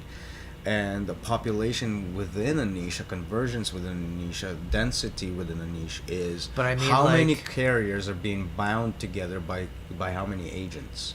But I mean, like the idea of winged, of a flying life form. Right, You've got right. your bats, and then you've got your birds. Right. So I'm assuming that a niche is Yeah. hollow bone is probably like part of. no, a niche is to be able to manipulate the airwaves in such a way that you are taking that It's- you're light it's enough fine. to take flight and whatnot. If they have more muscle power to like overrule that, right? yeah, I think maybe that's we're on fine. the same page, to be Yeah. honest. I The just same thing is happening, but it sparked my like ideas. Like, okay, birds have hollow bones. Bats, do they? yeah, no, that's it's a Right. great question. It would help, I know for flight. I know about the subject insofar to tell you that there's these examples of morphologies that I find personally really interesting myself. So the Right. the crocodile morphology, the bird This flight, makes me think about truth, capital T truth. and how it's outside of the theorem mechanism. That It things comes- can converge this is the point. towards a truth. So this isn't my point. Yes, you're right. This is my point. Capital truth, outside of the theorem mechanism. So that was my point, Right. actually. Cool. Thanks. So Good. okay. Convergent evolution is the layer on top into which you could potentially move because it's the most probable one for survival, right? Let's just put it that way. Makes sense. Like yeah, like And there's maybe a few side channels. right, like a few specializations. variations on this morphology, but the basic body plan, for example, seems to be the same. Why do we know this? Because it morphed into the same damn body plan Right. by example. So we can at least take that as a clue. So there's that convergent aspect on the upper layer. And we were talking... Fuck, again. We were talking about capital truth and theorem. And the notion in the Gödelian implication, specifically in that a capital T truth can appear within that system that is not arrived by the theorems of this system, right? Which occupies the layer above, and so it must gravitate that truth, what it's going to be saying, is going to be the truth that gravitates towards that upper limitation of what it could be, right? So this upper layer, what it could say, the things that carrier could be talking But yet about. it's nested in the context of the lower rules. Yeah. As plateaus set up for that truth to exist. Right. Limited to the functionalities that are possible within this much complexity, with the environment available to it. Outside of it, given to it through other stacks. Right? Like you have to have the supporting environment as well. Like you have to have the right number of plants. You have to have the right number of animals. You have to And it's impossible to capture any environment, or like to say you can define anything perfectly. No, like what this shows us is that we can take this kind of niche, look at it in one instance and see a bunch of reptiles filling in that niche, a bunch of birds filling in that niche, a bunch of insects, a bunch of... And how it might happen. Exactly. And then that makes you think, what about through history and through time? What have been the shifting balances of power of who's filling that niche? Yeah, which is from our historical process. And from our perspective is arbitrary as well. The only thing we can actually kind of say for sure is that within each iteration, when species ended up filling the same niche over and over and over again, each variant of that species was potentially slightly more internally complex due to some other factors because it evolved for a while longer. For example, a mammal, warm-blooded with higher metabolism versus a reptile with a lower metabolism occupying the same niches. Therefore, the mammal is more active or whatever. But at the same time, usually this isn't even that significant because mammals that occupy these kinds of niches tend to start to hibernate and go back into different recesses of maintenance of energy. Have other issues. Yeah. So even in those cases they tend to not revert back, but reapply similar adaptations, right? That would seem more primitive but are actually now more sophisticated. So you can say that there is a slight pattern towards complexity still happening within even that, but that it is so arbitrary that it's not even funny, because if it works, it works, and it doesn't die, so therefore it can just continue. Sharks have been around since forever, for example, while other species turn into fish and turn back out. Damn. So there's that.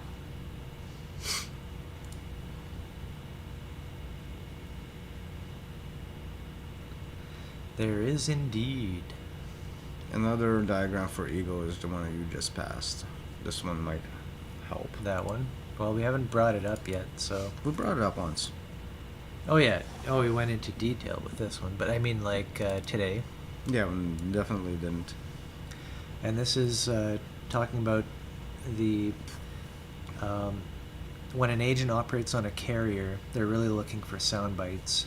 They're looking for things they recognize. There's some kind of established protocol for how to interact. Yeah, this is the abstract phase space as a market symbols, machine. The grammar, the language of the carrier, and all that, right? This is exemplified there. That's what I take out of this. Yeah, the abstract phase space as market machine. That's what provides these kinds of sound bites they put together. So, it looks like one ego is creating a bunch of different agents, and it's kind of true.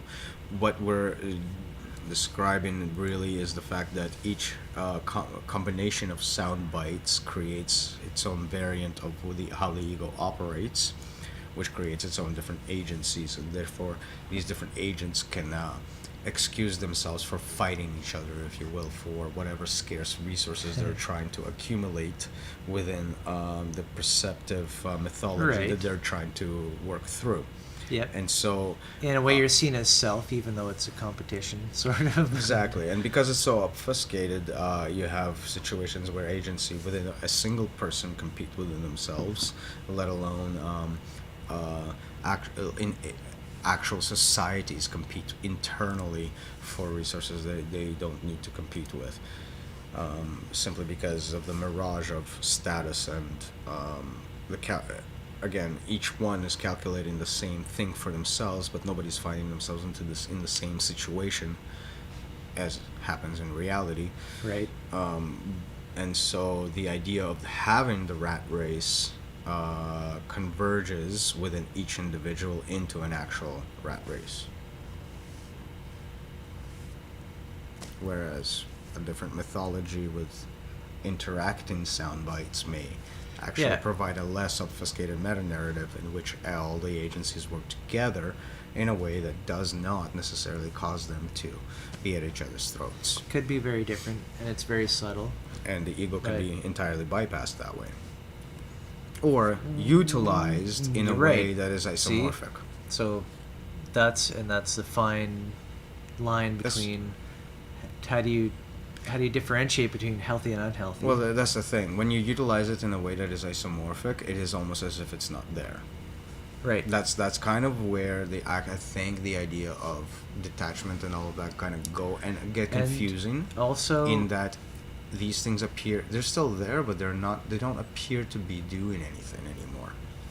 if we are going to try to make a better world, a better society, we're still going to have to trade with each other services, right? To currency and corporation and all this, right? Well, yeah, like, I mean, imagine if you broke your hand. It All doesn't of a just go sudden away. You need Somebody to knows help how to you. do that, right? And is it your friend? Maybe he'll do it for free, but probably not. And does this why incorporate? Actually, I don't understand this kind of distinction. Who Like, cares? Who cares who does what and what should it cost? I mean, who cares if somebody who helps you is right, your like, friend or not? so I mean, so let's say you throw out your shoulder and somebody knows how to put it back in. Okay, you don't have to go to the hospital. There's no all these X bills, whatever. Yeah, like, Right? But that's normal to have this agent carrier view of the market where you're having commodities. That's how you interact with people.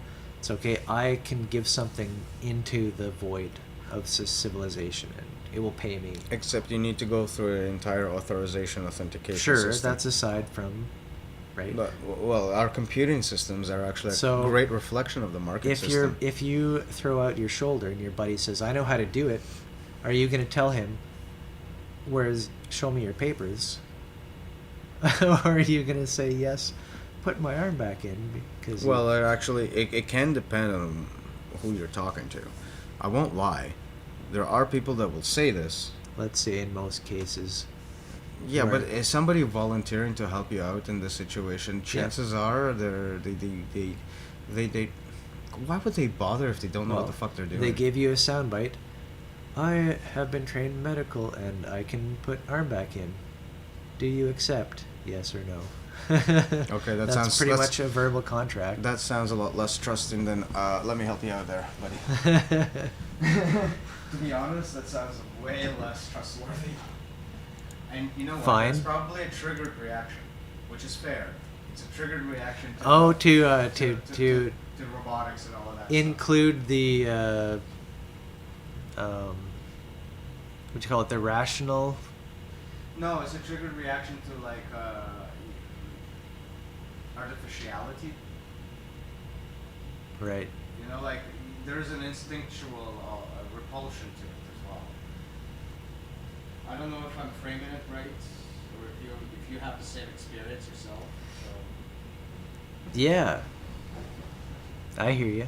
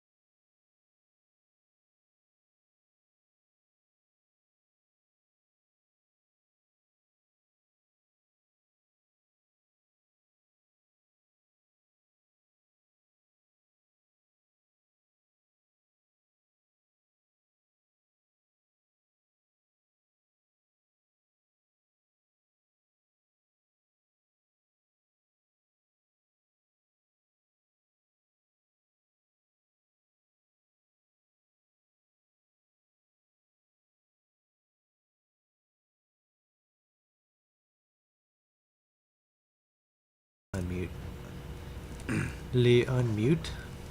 And since we've laid a bunch of stuff out on their table there, so we're just talking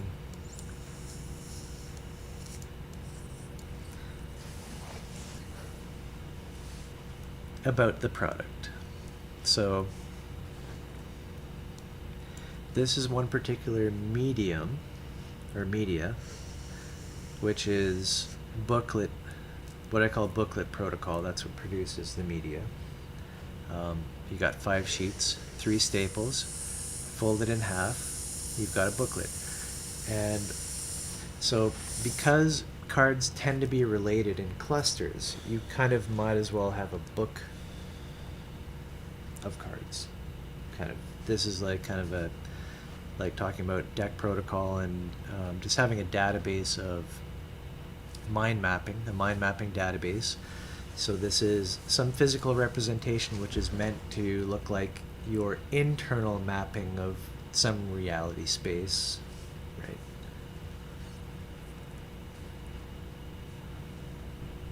Thanks, sir. Senior.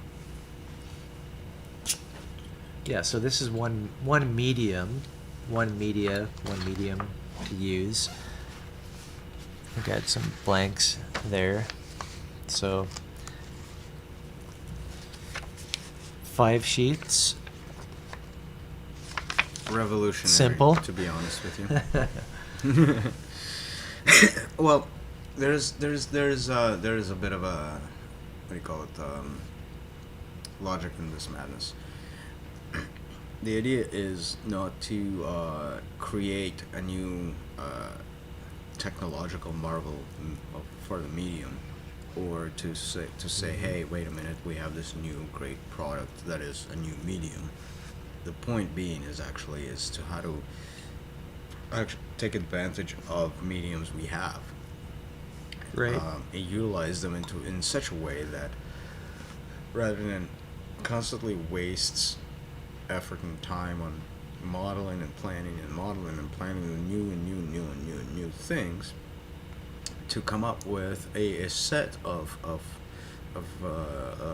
tools that Right. Generic. that sort of go beyond the everyday scenarios, puts them into patterns that are applicable through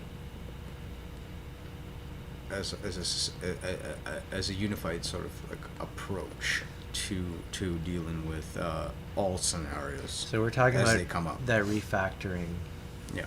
idea. So right? so the idea of these books is not to necessarily capture, what do you call it, academic knowledge, and to just have like these records of information, but rather a specific set of books that is tailored to oneself, or perhaps a tight-knit group. Right. Yeah. So like, that keeps working over and over and over again. and for one, this is my world, quote unquote, my world that I just unfolded here. Here's some blanks and whatever, and these were all logs, right? So these stacks, I just kind of put them out. These are all describing agents of different carriers to do this game itself, right? So if we go into any one of these, we're gonna find like different articulations on default guild. What is the most basic default thing that allows you to do this game? Mm-hmm. That's default guild. And also, again, since the reason that this is not a universal booklet, it's a one that was developed in that time frame that where it was applicable. It's not like the grand caveat. right. It's always a contextual sort of thing. The one thing that we still want to derive, though, is how to approach the creation of this medium to begin with, and that can, to an extent, be universally described. So, And When we keep talking about product, we're just yeah. generally referring to these universals and from So, like, a number of categories. a lot of that is described already. And the idea of a product is this, what we were talking about, a viable system. Like, you have a delimiter. At some point, you don't just keep describing literally everything. But Mhm. at some point, you have a delimiter. Yeah, which is just a fact of the circumstance. Did you, like, scrape yourself there or something? No, I think that was something that was biting me. Damn, for real? Mm-hmm. Word. Fuckers are annoying.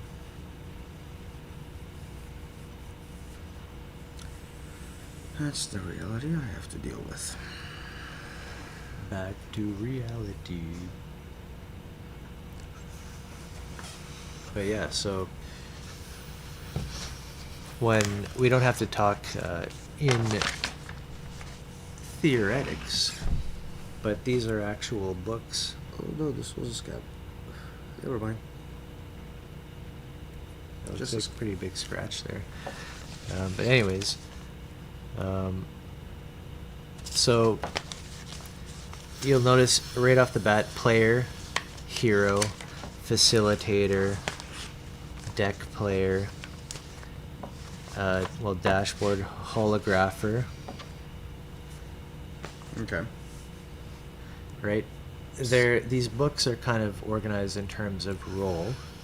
So a role, an agent. So the minimal kind of a field of behavior of language, a carrier, right? So, role being a signifier, an identifier, being a type, actually, identifier of a type, in an abstract sense, whereas an identity is something that takes on a role, right? So you have different guidelines for what types are, what different identities can take those types on, and all that kind of jazz. Is that in there? Because I didn't I'm quite pay full attention or So- catch on, but a big thing is roles and identities. I think that's how I've kind of broken it down, and yeah. that's my delimiting. That's my delimiter. Yeah. It's like So role. What a is role the a role? type. Like, okay, you're at a point I care about something. Okay, that I don't care about, even though it's the same job site. But that I don't care about. Yeah, Right? so You're delimiting- that's the type, right. right? And an instance of a type does the job of the role, which is the identity. So we need woodworkers. I am a woodworker. So identifying with Yeah, the role. and this is kind of like a fiat. Just I'm saying this role is this, but this is how it works when you want to collect some So- material about a certain thing. You have to stop at some point and say, okay, that's too far out of the range of this profession. Yeah. I'm So- giving too much detail so now. this would be a kind of an expression of an APS. And right. That's fine. Yeah, that's what you would want. A region of the APS Yeah. it would- relevant to certain roles or different roles. subject or context or whatever you want to. Yeah. Whichever layer of And this language is you wanna subject to use. marketing too, like you're advertising these roles to different groups of people, right? Even how it's going to be presented or how it would be presented. So, because it's in the APS layer, Naturally presented. you're the specifics of the booklets and versus how to make those booklets are not the same thing. But you could course. make a set of booklets about making these booklets. And that I would call core. Yeah. So how about we do that? How to make these booklets. Get the idea figured out, and then disseminate it through booklets. Well, the first idea to throw onto that is that what you can do with a booklet you can do with a stack of cards. Mm-hmm. So there's something that's happening here that's expressible in multiple media. Right. Well, we already know that via dashboard analogies too. But yeah, so the idea of a booklet, so why would you have a title? So in these booklets over here, I've assigned them to basically role. It's equivalent with agent or role. And I've tried to accumulate factors of that environment So into okay. that book. If you were to equate them with agents, right? Let's go a step further. Okay. Carriers. Agents, by definition, are an entity that would take in signals from carriers, Okay. and then because of those signals, so you got low battery thing going. That's fine. Let me qualify it and fix that. It's the fact that when I say role agent and that, it's back to this discussion of that an agent in its most pure way of looking at it is to interact with itself of its own So area, right? And that's what this is. So this is more of a medium. But it's okay, an agent there's attached to that medium. So there's somebody has to come in, interact with this, and then it becomes enacted, right? In that sense, it's more of a message, more of an artifact. That's mine. Is it? Oh, damn. High fives. Be right back. On that note, I'm just trying to actually get that figured out so that we can match language to the point of where we can put these books onto an actual oh, that's what this means. Because right now they're sort of in limbo, right? think what I've done is functional. To No. We're already close to it because this is at the very least a medium, right? If it's a medium, there's a stack. If there's a stack, there could be agencies between all the layers.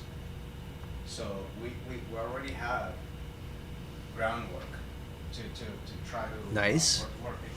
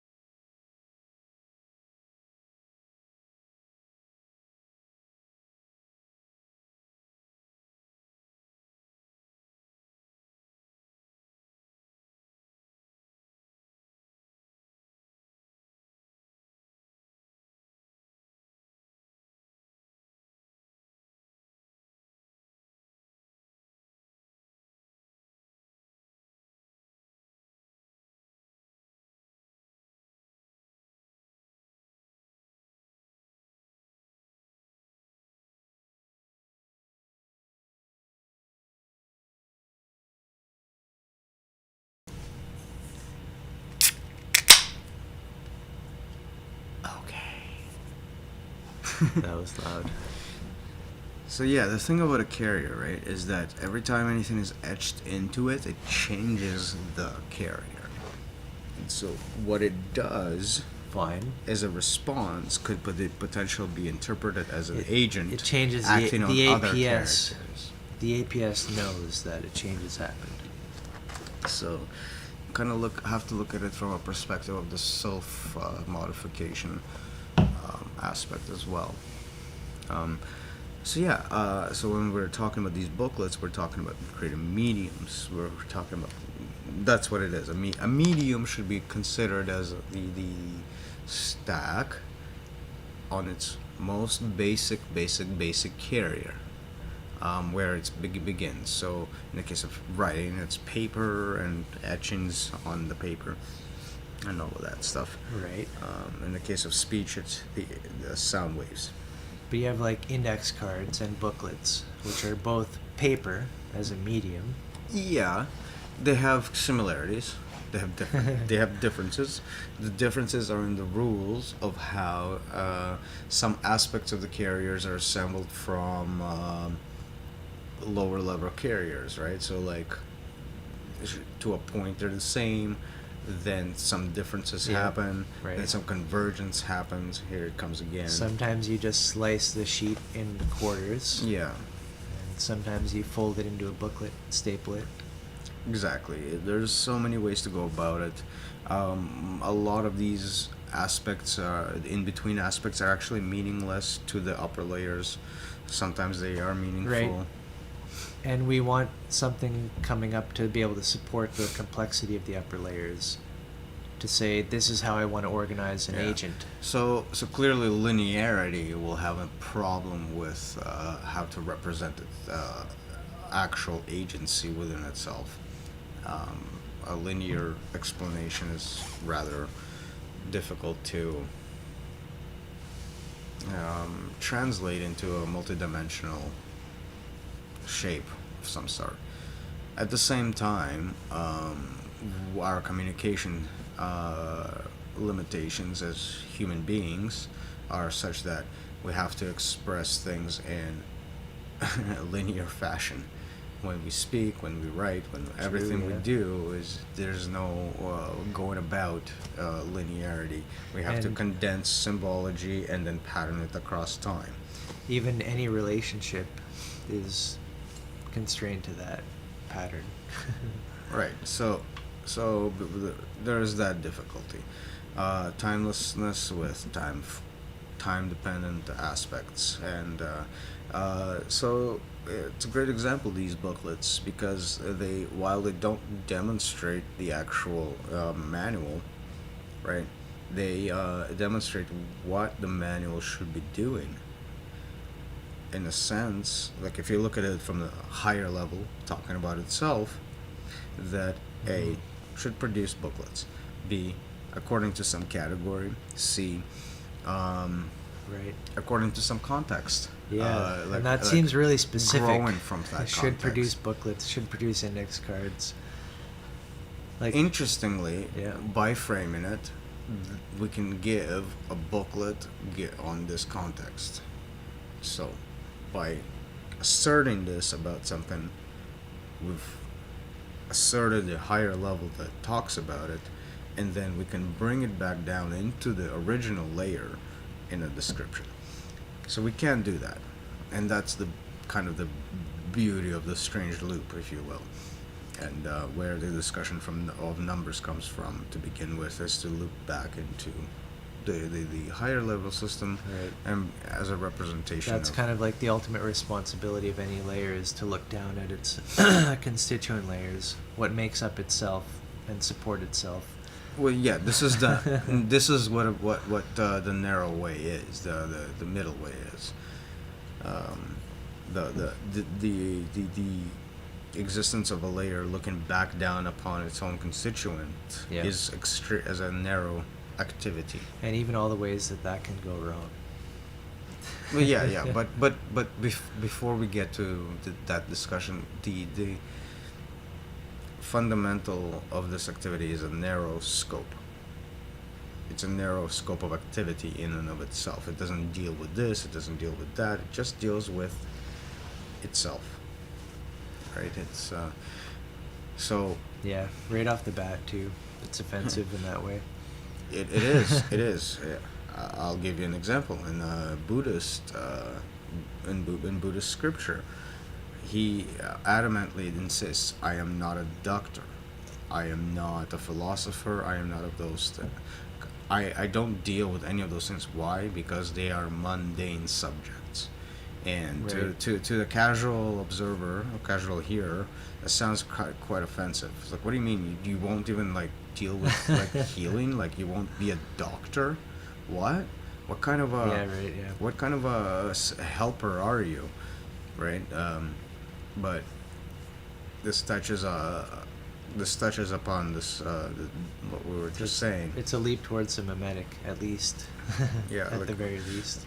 Whereas one occupation is actually trying to patch up the problem, the other one attempts to tackle it at its core. To divide the time is actually to waste it.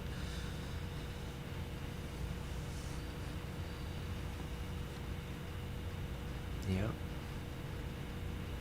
Context drives action.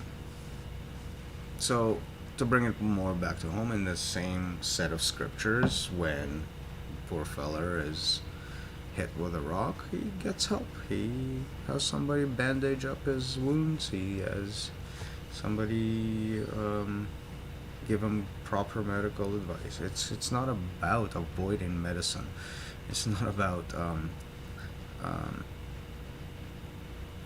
deriding the scientific community and the ability to discover how the body works to any extent, or how the physical world works. It's about putting it to a proper context. Well, So- here's a paradox. Trust the science. What does that phrase mean? Trust the science. Just don't question the science. Well, Trust yeah. the science. So this the scientific she's on the right. Oh. Yep. Yep. good. Gotta finish up. So yeah, the scientific principle is one of experimentation. So if you were to trust the science, why would you experiment? With what? You okay, I don't need to experiment this. I trust the results. I don't need to Right. experiment. I mean, sure, if somebody didn't mention something, but in this day and age, really? Did somebody not Yeah. try something? There's at least two sides to the coin. Like, do you trust it blindly, or what do you mean by trust it? Right. Like, trust that process has been done by enough people, and that there's a consensus generally that faith is something.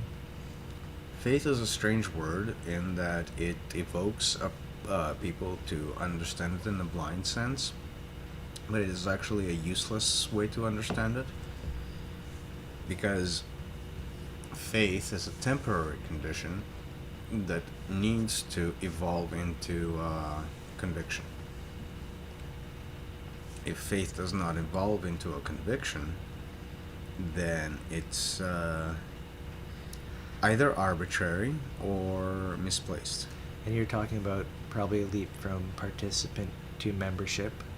Yes, like In a if certain your faith domain. is not if your faith is not bringing you to a new space of understanding and insight and a realization, then the faith that you have is one of circular reasoning.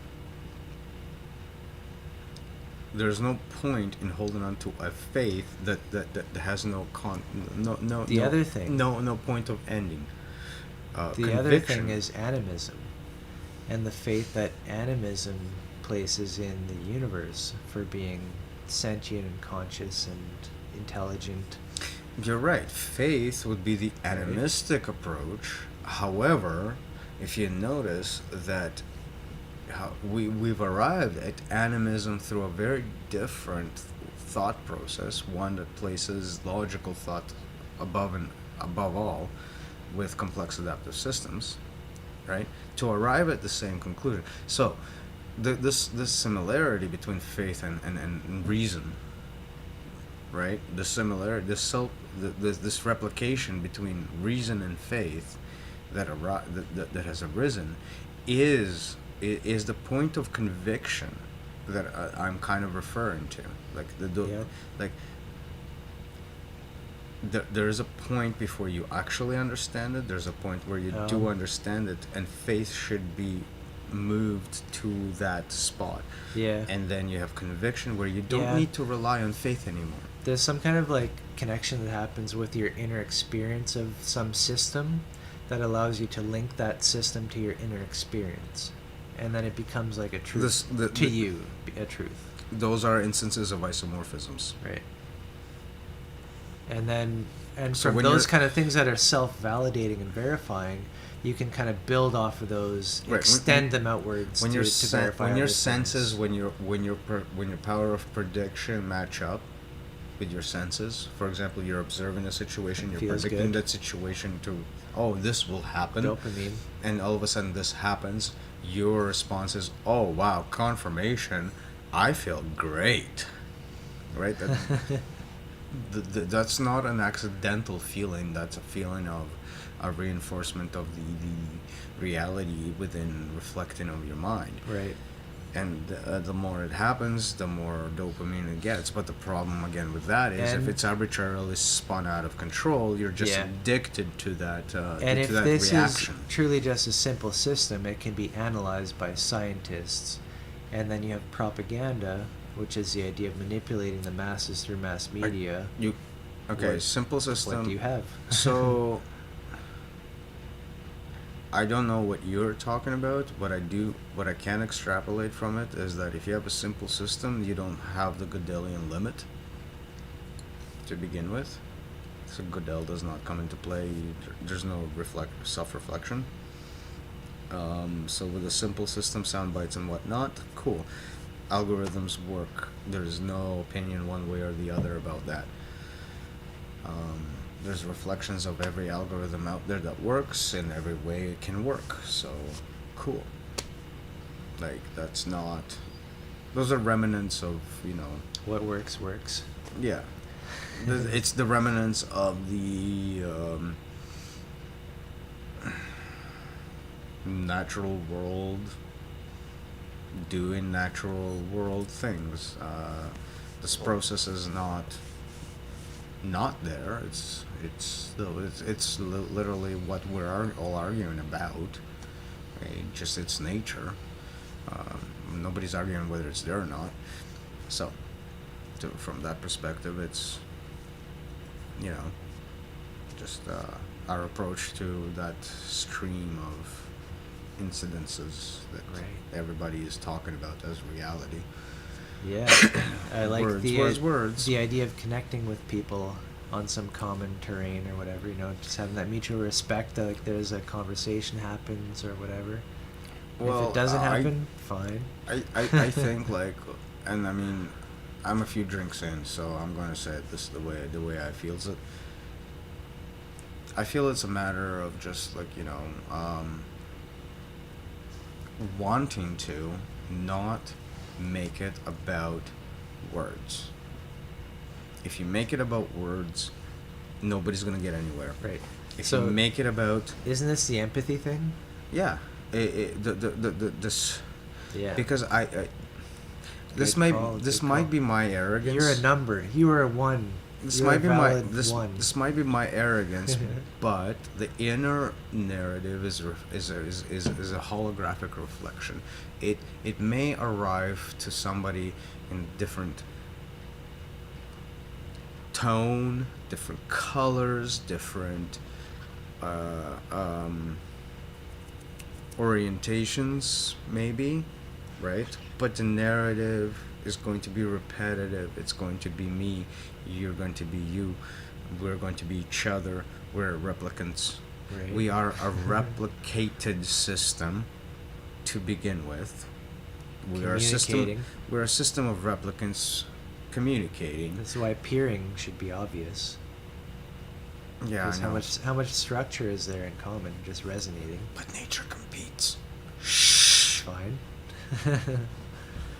Anyway. It is fine. Yeah, so, being a system of replicants, it makes sense to, replicate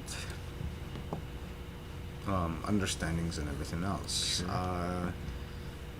It does not necessarily make sense to fight over which replication is best, because that's again not how what nature is doing. Yeah, nature eats nature. We know this. That's not what competition is about, though. Competition only really happens in actual scarceness, and artificially scarce things are not necessarily scarce. Those are attachments to the process that are cancerous. Bottom line is that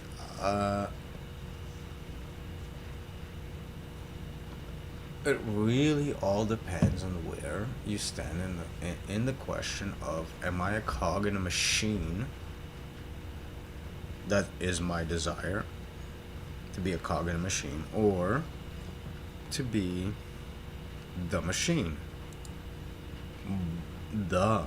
itself, like to express mechanically the inner world of all that living chaos that is made you up. So yeah,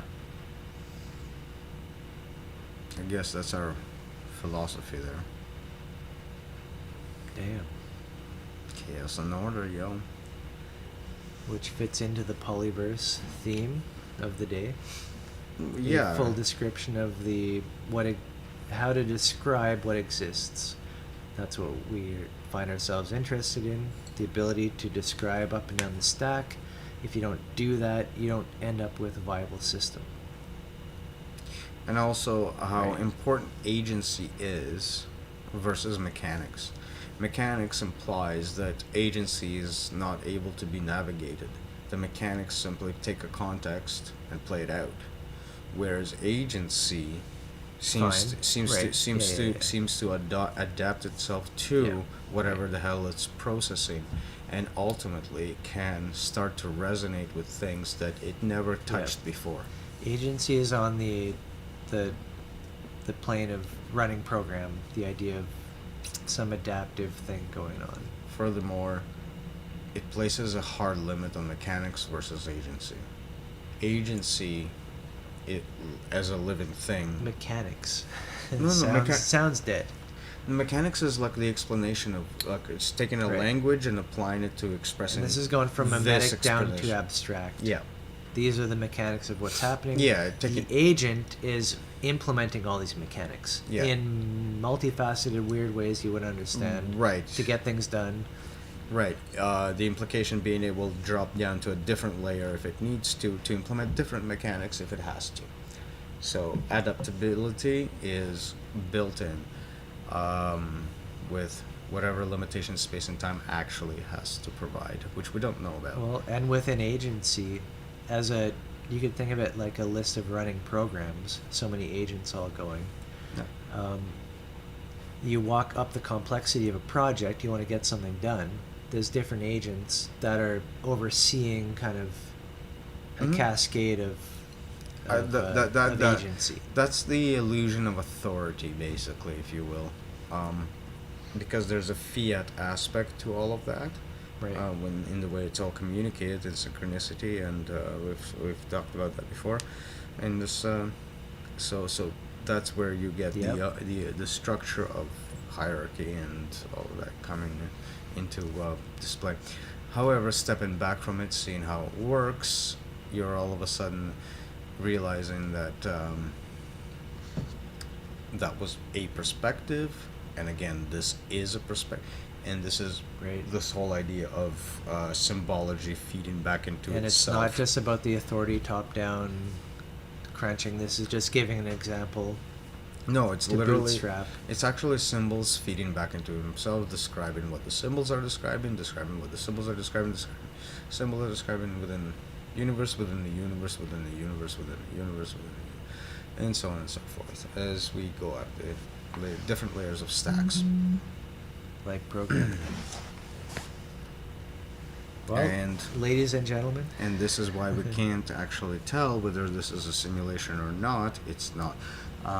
It's because we got these horizons which break apart with symbology.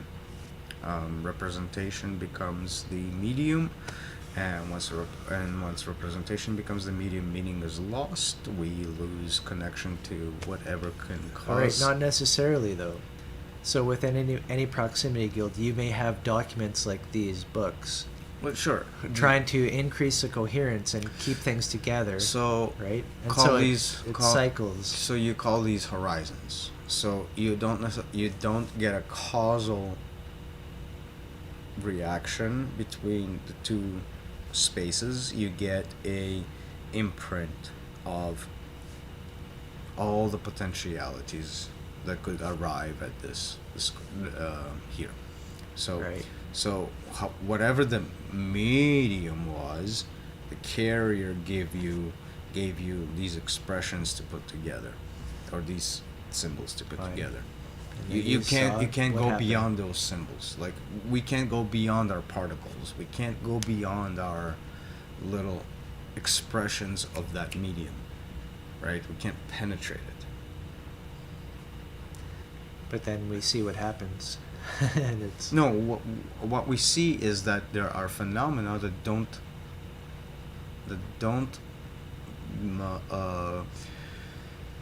get created from the constituents of the things we understand already to be. Like, there's this one more truth outside of, this is the Gödel theorem. There's this one more truth. You can use continue. You can use the system to talk about it, but you can't get to it through the system. Oh, looks like, ladies and gentlemen, this is it for the current dev meeting. So yeah, there is that uncertainty element, which Always. makes everything absurd. Always.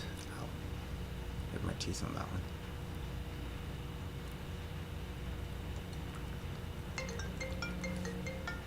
Don't call me twice. Let's go.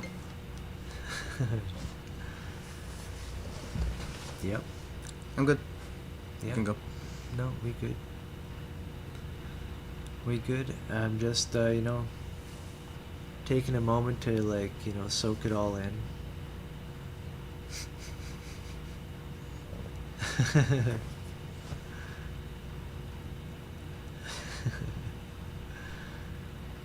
So, Did that symbolically represent soaking in? that I know that you took the essence straight out of it. That was good. Yeah, just this is what we have, our latest deck protocol. First off, it doesn't matter what medium you use. Second off, it doesn't matter how accurately you do it. All that matters is that you are mind mapping. That's the first. That's guest coherence. Keep track of your categories. Just Keep and track then- of the fact that you have categories. Wait, no, that's second level, I think, and that's abstract and concrete. So It's now, the habit. now you're putting a circle around things, around which is the object, and then task listing is the other flip side of it. This is what you have to do to maintain that object. This goes back to the discussion for economy, where you have demand and supply. What is the demand of this mind mapping? What is the mind mapping supplying? Right. The interconnectionness of the different cards you would have for what you're So- describing here. Yep.